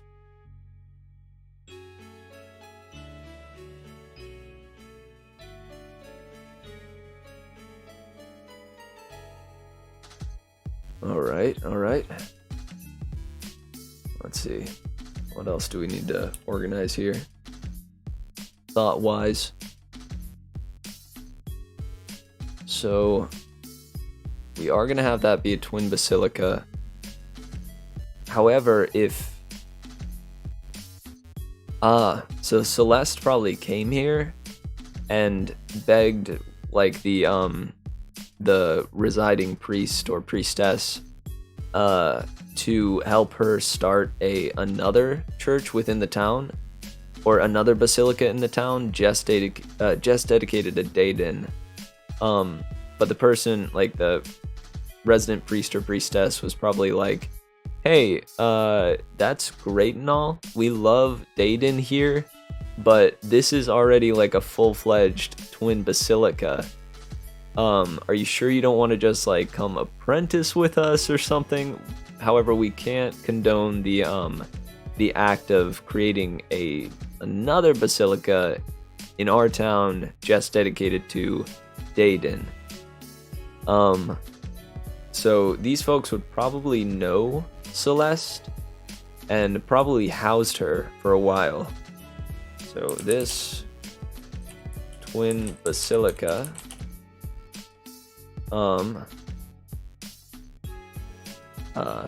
met Celeste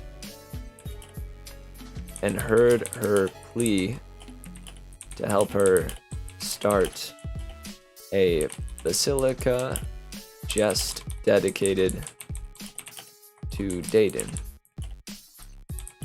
They could not condone a basilica being built in their town solely dedicated to Dedan. After all, they wouldn't dare disrupt the ebb and flow of the rising sun and moon.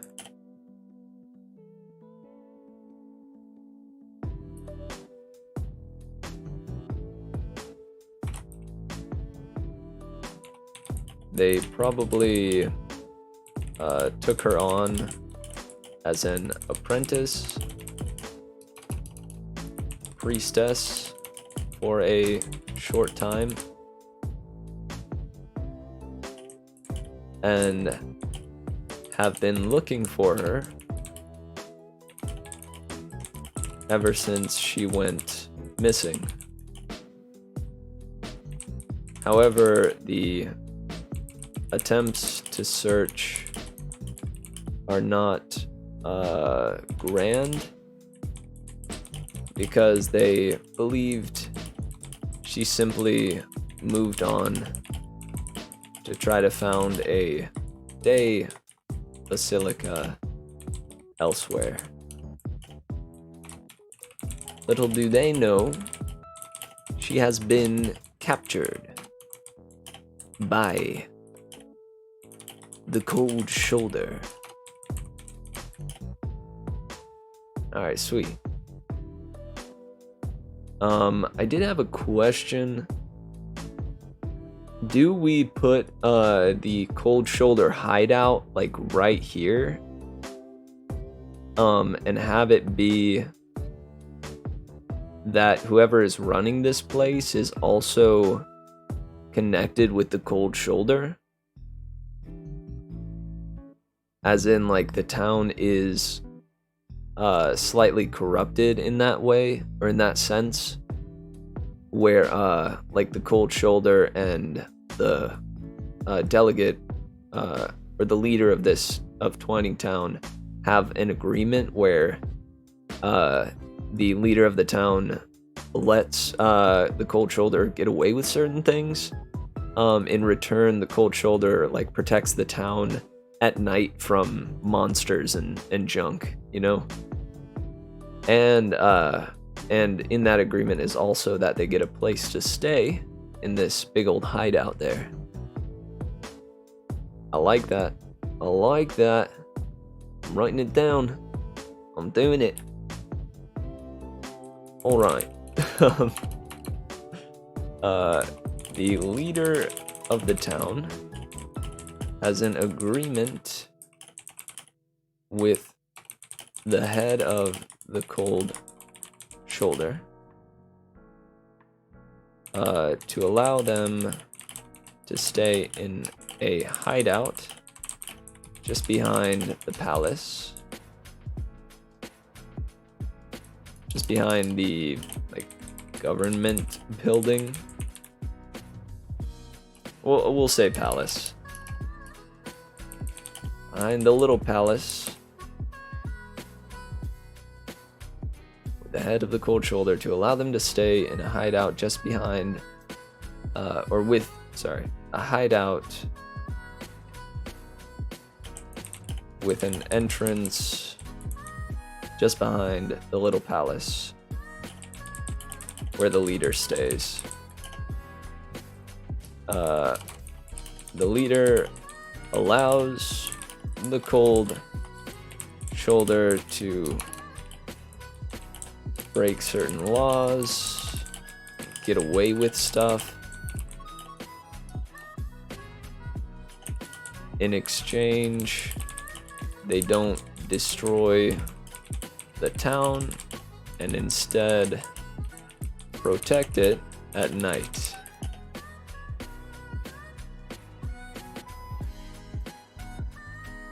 Let's see.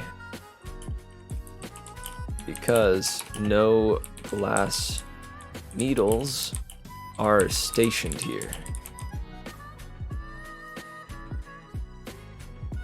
Are stationed here from Aramid. Thus, they have no protection otherwise, unless they were to, you know, just gather villagers to start taking guard watches and such, which is probably not going to happen.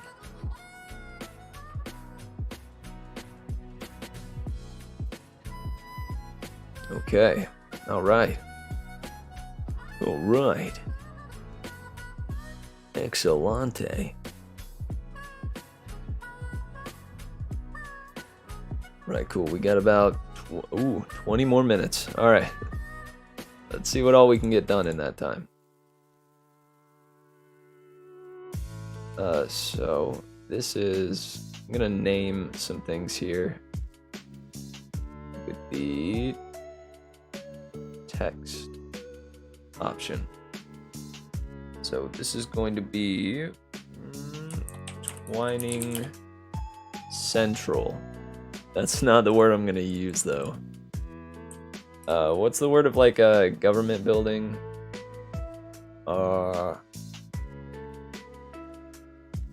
Come on. It'll come to me.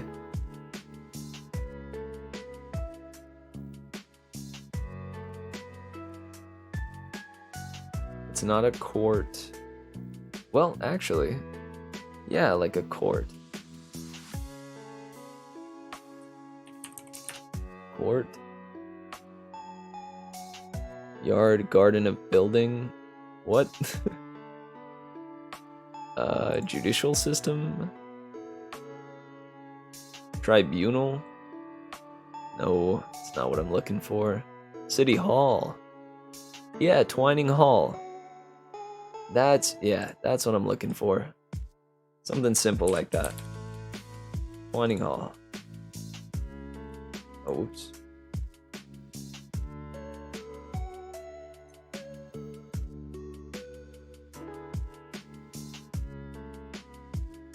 Call that Twining Hall.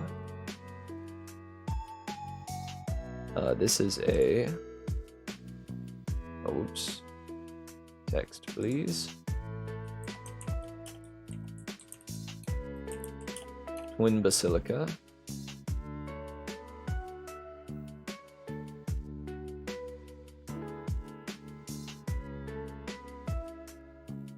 Should it be D Twin Basilica? They both their names start with a D. I don't know about that.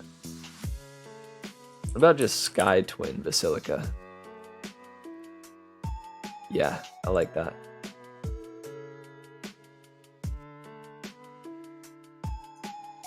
Let's put it on its side there. There we go. Sky Twin Basilica. And then plop here the cold shoulder hideout.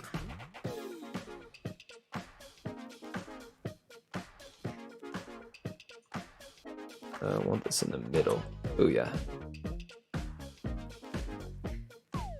The cold shoulder hideout. I'm gonna name some of these other places later on. Especially this spot definitely needs to be named. That's like a wizard's tower. So Sky Twin Basilica, Twining Hall, Cold Shoulder Hideout.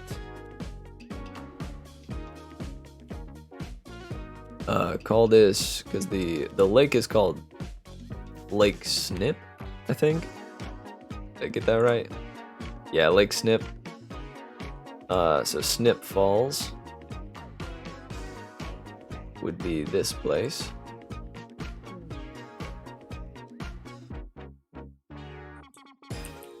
Snip Falls.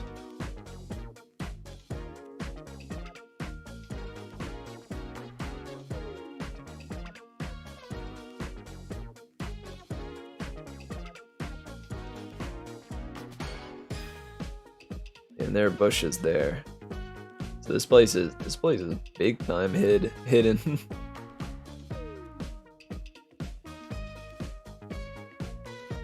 And what is this down here? So it booms into a lake, and there's a little bridge across the lake, it seems. It's probably like the docks. The dock area. Winding docks.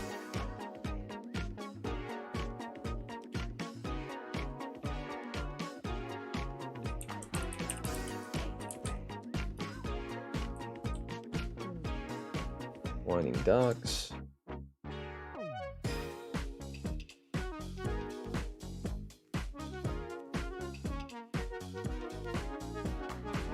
Oh yeah. These are just the gates.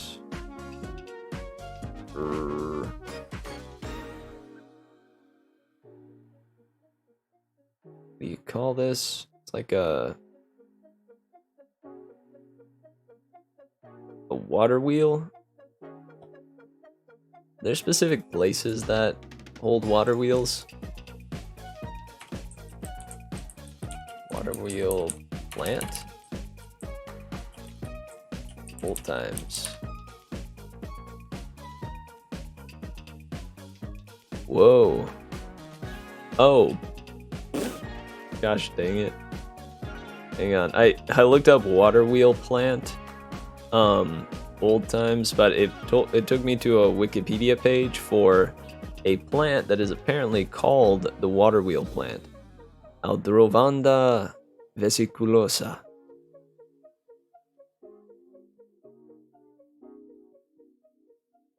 Okay. Well, you learn something new every day.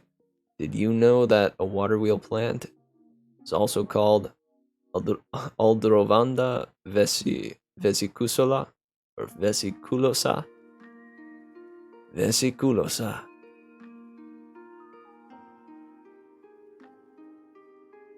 How carnivorous is the water wheel plant? Alright, well, this was not at all what I was thinking of. Water wheel facility.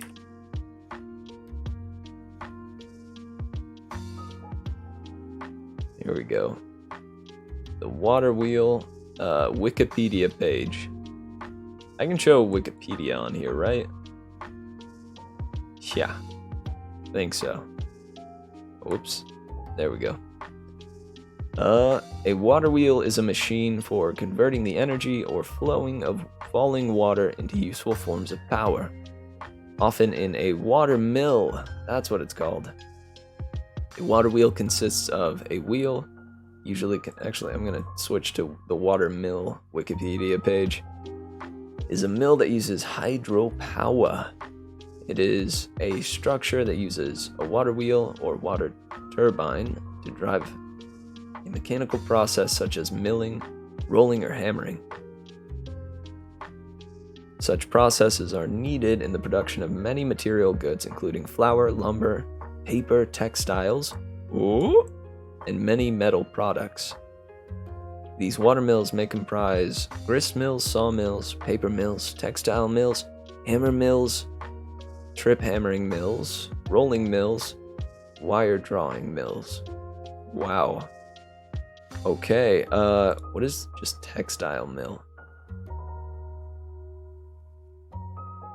Largely based on the conversion of fiber into yarn, then yarn into fabric.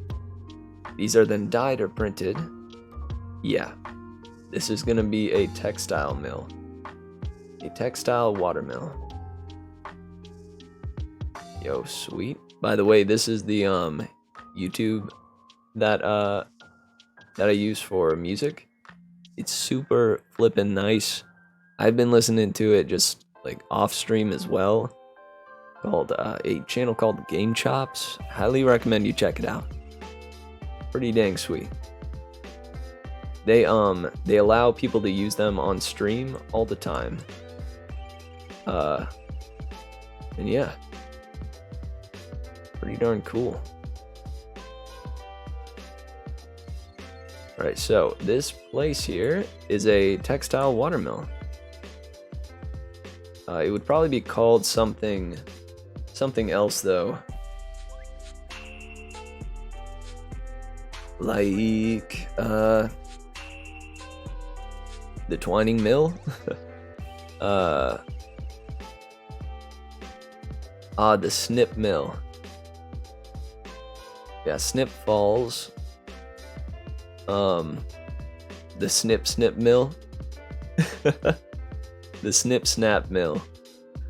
Aw, shoot, I like that. That's cute.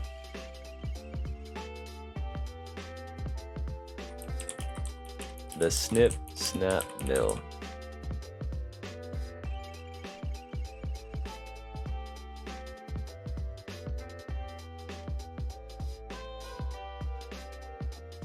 Alright, good stuff. Heck yeah. And then in this little square will probably be the market.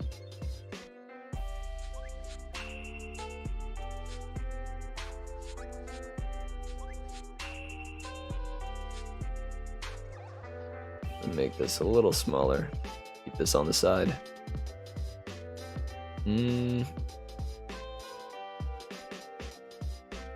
Yeah, that looks like where the market would be.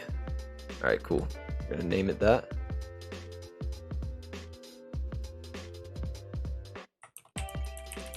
Twining Square. Square Market.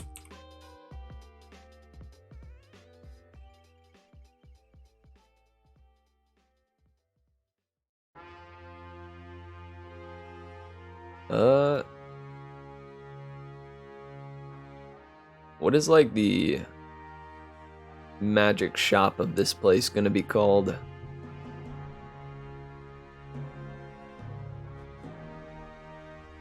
If there's a magic person living here, it's most likely gonna be a magic shop.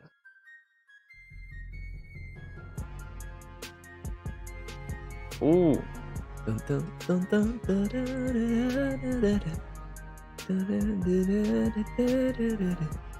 What's this from? Final Fantasy VII? Yeah, I think so.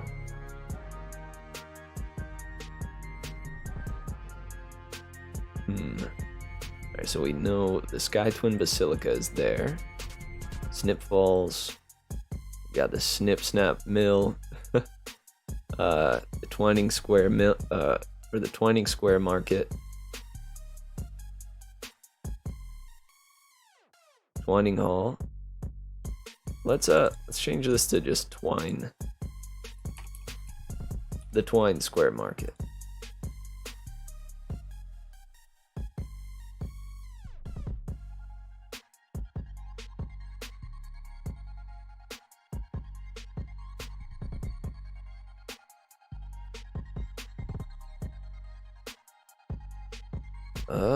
This is a farm of some kind.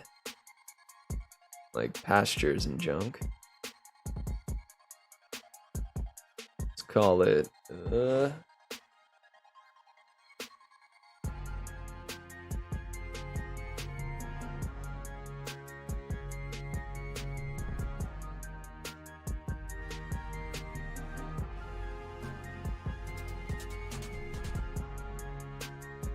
isn't there a word for a farm? Oh, that starts with an R, of course. Ranch. So it'll be Ribbon Ranch.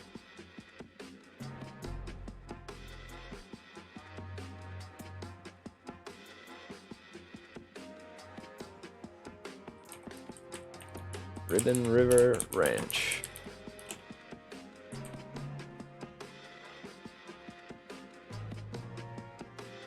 Yeah, that's good. That includes this house and this house, I think.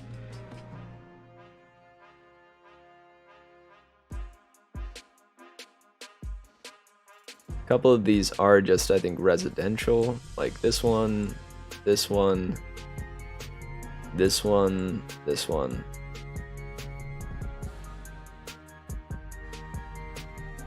This one's kind of unique, though.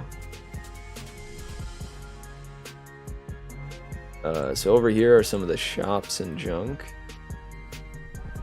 Imagine down this way, these three might be residential as well.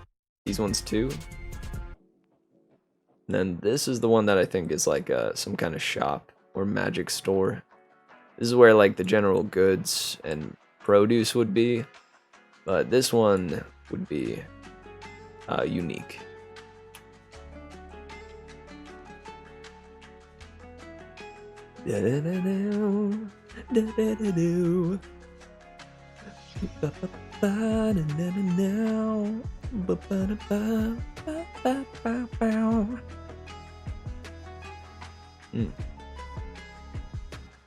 Wonder what they call the tower.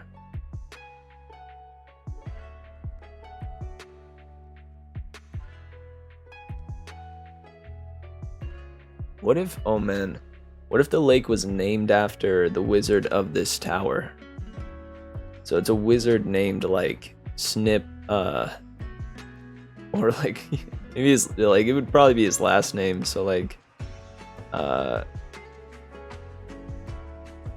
Sullivan Snip. That's pretty good. Sullivan Cerulean Snip.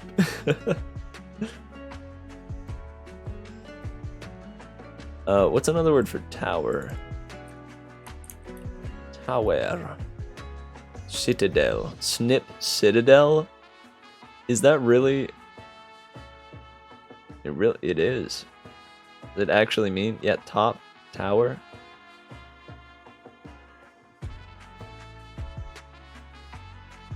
Huh. Otherwise, we got obelisk. Spire. Dude. It's all coming together. It's all coming together. You love to see it. Let's see. Snip Spire. Oh my gosh. That's what I'm talking about. I'll put it right there. Dude, Snip Spire. Gosh, that's so good.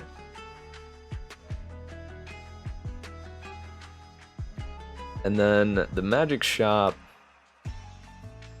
Probably gonna be another like snip type of place. What are some synonyms for snip? Not many. Cut, slice, shear, shred, trim, clip.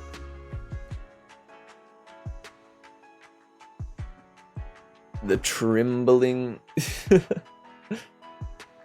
The disnippable. Like despicable. The desnippable. The desnippable store. The desnippable door.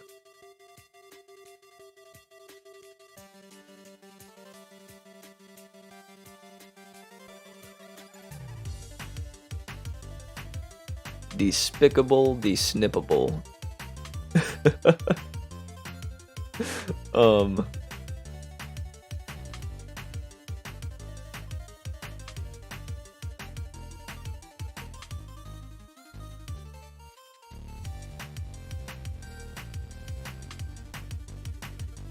Desnippable, what's another word for wares that like starts with a D?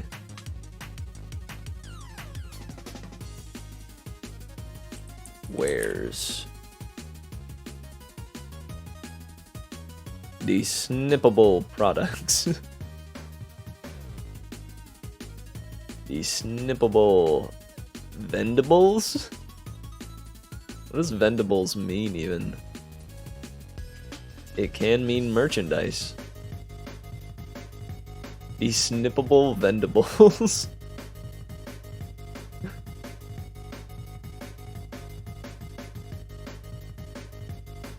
Snippable vendables. Dude, oh man. Snippable stuff. Oh gosh, I just realized how many times I have inadvertently said nipple in desnipple or desnippable. I hadn't said it yet. Never mind. Forget I said anything.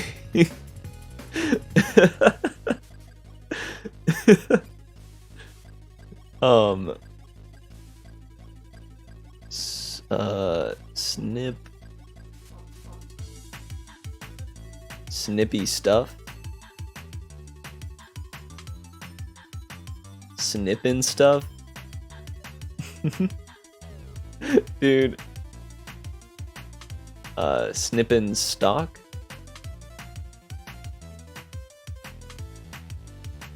Snippin' staple. Snip and staple.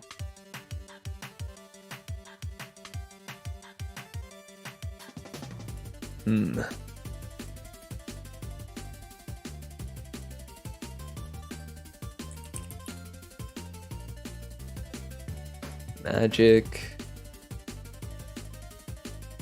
Artisan. Astrology. Snipidry.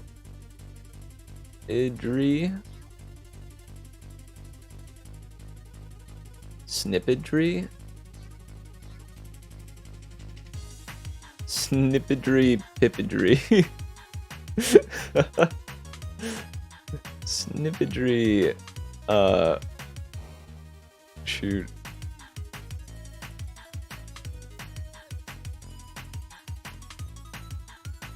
Snipidry Pipidry. I'm kind of digging that as a title for it. Yeah, let me see how it looks written out. Snipidry Pipidry.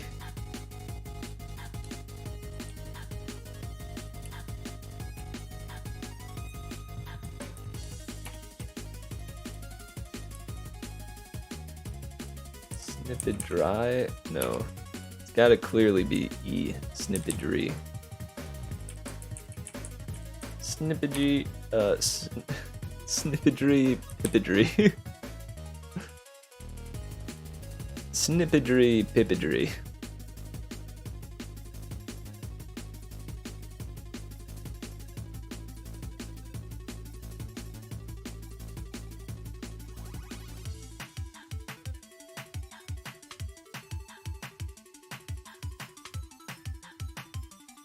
Yeah, I can dig it.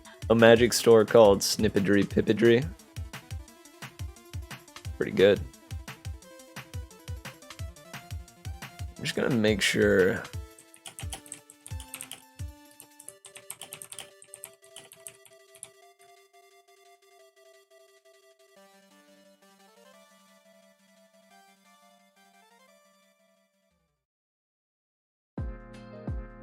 Okay, good deal. I figured. All right, I'm imagining the saying nipple is most likely fine. I know it's fine on my end, but I just wanted to, I don't know, check in on that. Yo, what's up, artist? So I was trying to come up with the name for one of the magic stores or the magic store in this town. And next to this town, it borders a lake called Lake Snip. And so a lot of the places are based around that, snip terminology. And I thought I was previously saying, I even forget what it was now. But anyways, I thought I had said snipple, like with an S at the start of it, and I worried that saying nipple would be a bad thing. But again, as I said, I think it's fine in my book, and I imagine you guys feel the same. But I did, I think, decide on the name for this magic store. Snipidry Pipidry. Pretty good, no? And shoot, how you doing, artist? Hope you had a good night so far. My apologies for you stumbling into my my nipple dilemma.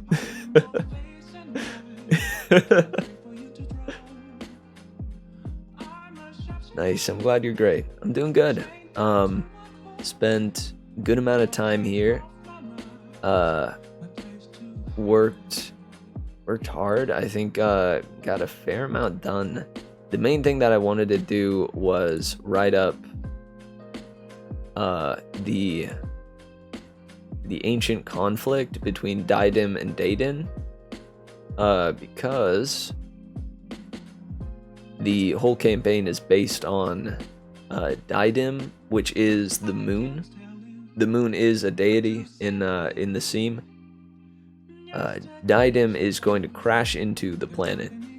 And so, our heroes are sent on this quest to figure out why the heck that's happening, how to stop the moon from crashing into Velvet, how to reverse whatever is done, what even was done to cause that to be set into motion, and then, set things right. And so I wanted to figure out, why is it that a small thing could throw off the balance between these two celestial twins? And that reason was right here. I can, and this might be a good place to call it for the night, with just reading back through this and seeing how I feel about it. So this is known throughout Velvet as the Sky's Suspension. This is a story of a disaster that occurred following the seamstress's infamous parting. The two celestial twins, Dedan and Diadem, for the longest time, held to a practiced balance of moving smoothly from day to night throughout the year. When the seamstress left, it occurred to Dedan that Diadem's phases, that cycle throughout the month, left many of their followers ill at ease. They thought Diadem unreliable and likely to leave, as the seamstress demonstrated. Because of Diadem's unusual behavior, Dedan approached its twin with a proposal. "Give me dominion over night, dear sibling." Dedan spoke. Diadem responded with a perplexed gaze. "No," Diadem muttered. Dedan was forced to compromise. The two settled on the idea that one would hold dominion over both night and day for a week's time. Once the 2 weeks passed, they would reconvene and speak again. It came then that for a full week daylight shone forth. Then for another full week a heavy night persisted. During this time the folks of Velvet were confused, however did not panic until night had settled in for 3 days. Dedan pleaded with his sibling. "Diadem, the people of Velvet, not just our followers, were terrified by the seemingly endless darkness. Does this not prove that I should be the one to hold dominion in the heavens?"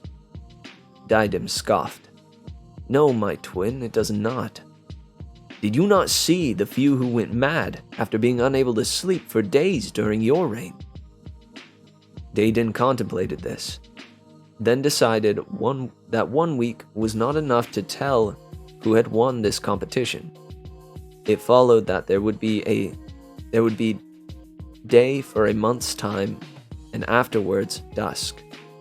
The people of Velvet went mad by the many days they went without sleep.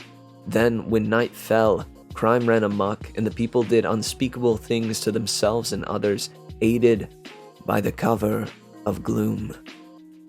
Before Diadem's month had come to a close, Dedan decided enough was enough and rose to replace its twin. Diadem was furious and bellowed out that its turn had not yet ended, that Twilight's reign was not through.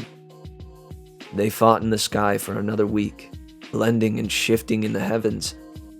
To the denizens of Velvet, it appeared as though the sky was warping, and a strobe effect of sunlight and twilight overwhelmed them. Their squabbling nearly broke the heavens in twain, if it had not been for the dragon god of balance, leaving his sacred temple and rising to restore balance. This act became known as Heaven's Truing.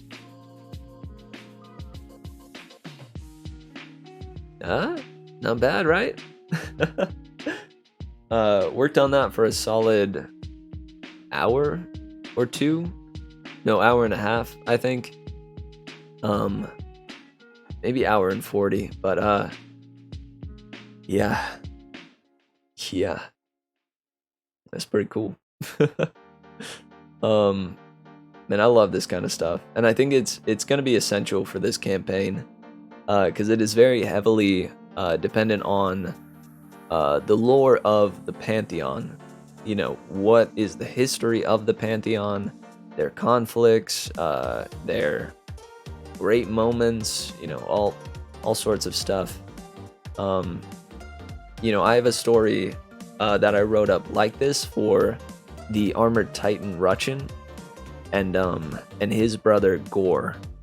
And Gore is the god of war, Ruchin being the titan that kind of has dominion over growth, but isn't quite fully a true deity, is simply a quasi-deity. Whereas Gore, his brother, attained godhood through not so great means, if you read the story. But yeah, this is good.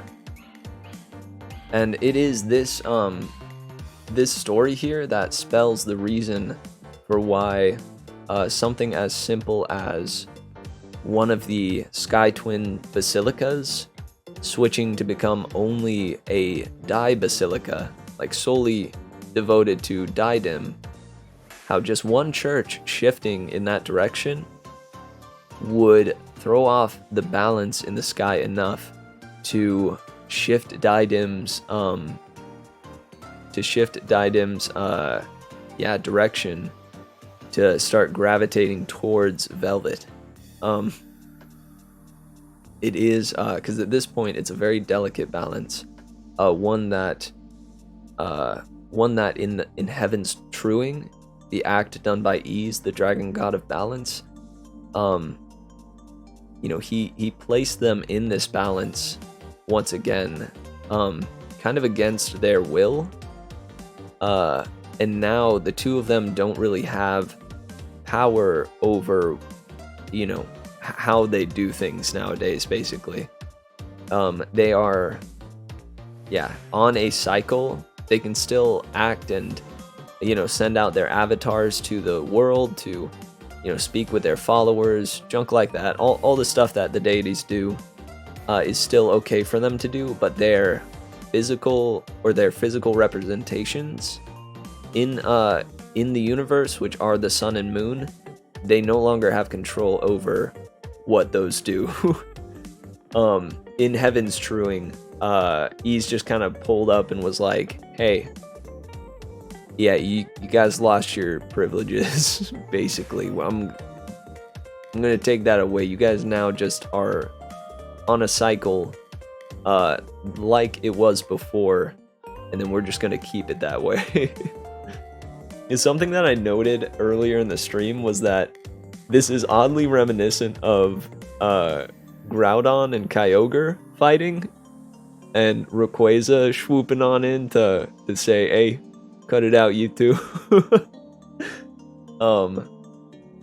But as I said before, it's you know, it's a good thing to be inspired by works of creativity that one loves.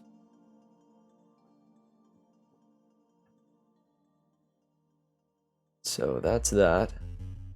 And now I've been trying to develop the next town that my band of adventurers is going to travel to. If we look at Doffhide, the region that they're in, and artist, you were there for the creation of this little map here. I am now getting around to developing Twining Town itself and figuring out what that place is going to look like. In fact, I need to name. Oh wait, whoops! It is a right click to name it. Twining Town.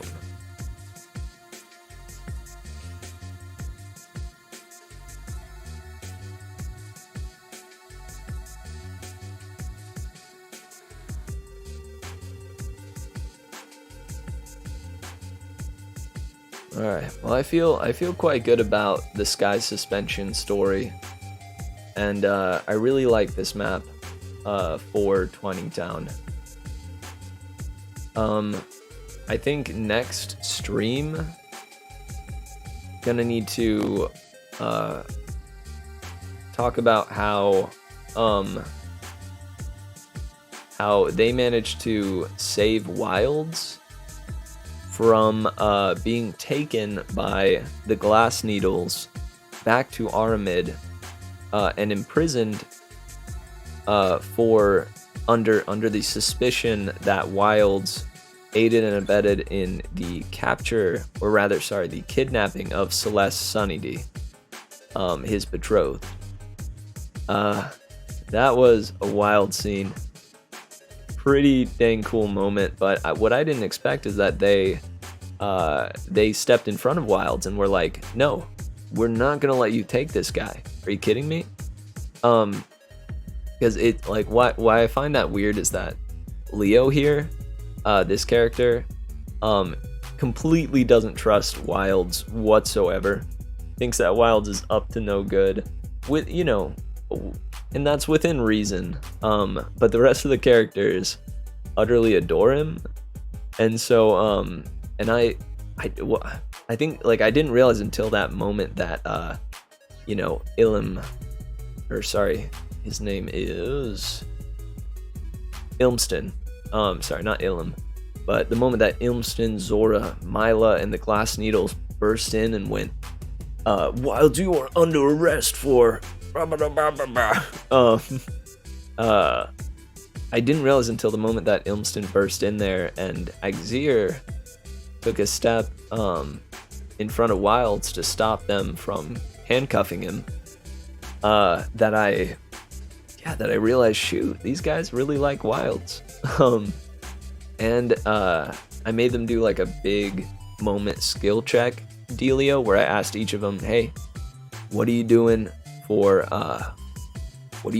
to stop them from taking Wilds of Winter back to Aramid? Each of them gave me what they were doing. They all made their skill rolls, and it came down to one last skill roll because Leo chose to fail his. I left it out there as an option. I was like, hey, if for some reason you don't trust Wilds, you can choose to fail this roll and put a fail up on the list there. And it came down to 2 failures and 2 successes, and Felden was the one that was left to decide it. And he rolled so good in that moment, and managed to save Wilds from imprisonment. However, since they just barely succeeded, I decided that they're now going to be under a time crunch, where when the Glass Needles left, they told them, hey, you have 3 days. We're going to return in 3 days, and if you don't have new evidence, we're taking that dang Wilds of Winter, throwing him in prison, and making him have a trial and such. And so the thing is, though, I didn't expect Wilds to still be here. So I think my plan is, because Selenva is behind all of this. Selenva is the one that hired the Cold Shoulder to kidnap Celeste, thus framing Wilds, because Selenva is a high-ranking member of the Cult of the Falling Moon. And she wants Wilds gone so that she has the opportunity to sacrifice these 4 kids in order to pull the moon closer to Velvet. Oh gosh, that's the big kicker right there. That's the big moment that we're leading up to. So I think what's going to happen is Selenva is going to suggest, and I need to find a really good reason for this, suggest that Wilds goes with our party to look for Sunnydee, saying that, look, you won't be any, it won't do anything good to just have you stay here and be scared and worried. You should go and adventure with them, and try to see if you can find this place. that they are keeping her. And that's what I'm hoping that'll work, and I'm hoping that won't raise any suspicions from the people. But if they roll well enough on the insight, then I'll at least tell them that, hey, it seems as though I think all I'll say is like, it seems as though Salenvo really wants Wilds to go. And then I will tap my DM fingers together and laugh maliciously.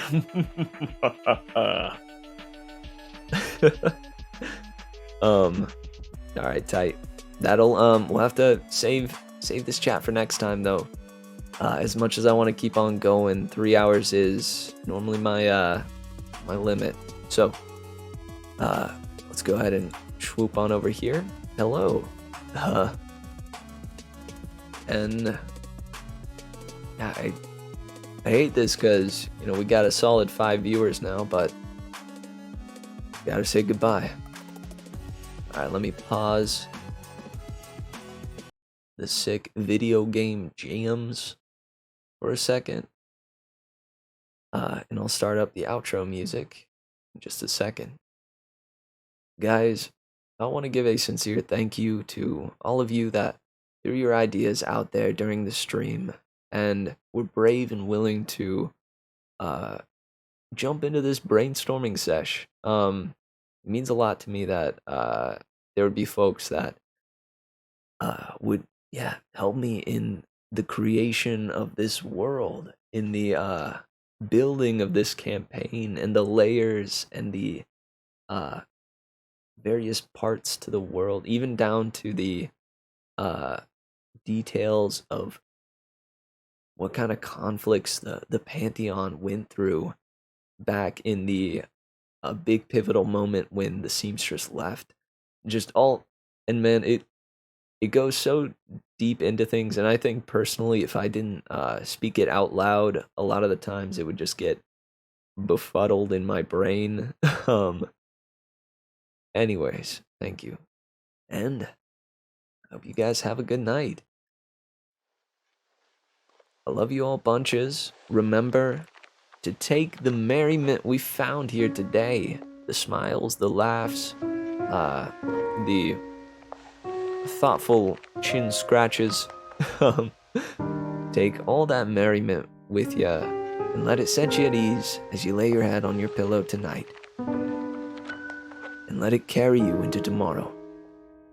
I pray that you wake up with a smile and a pep in your step, and that you feel ready to tackle the day when it comes. You can do great things. I can do great things too. So, let's do it. Much love, guys, and till next time. Farewell.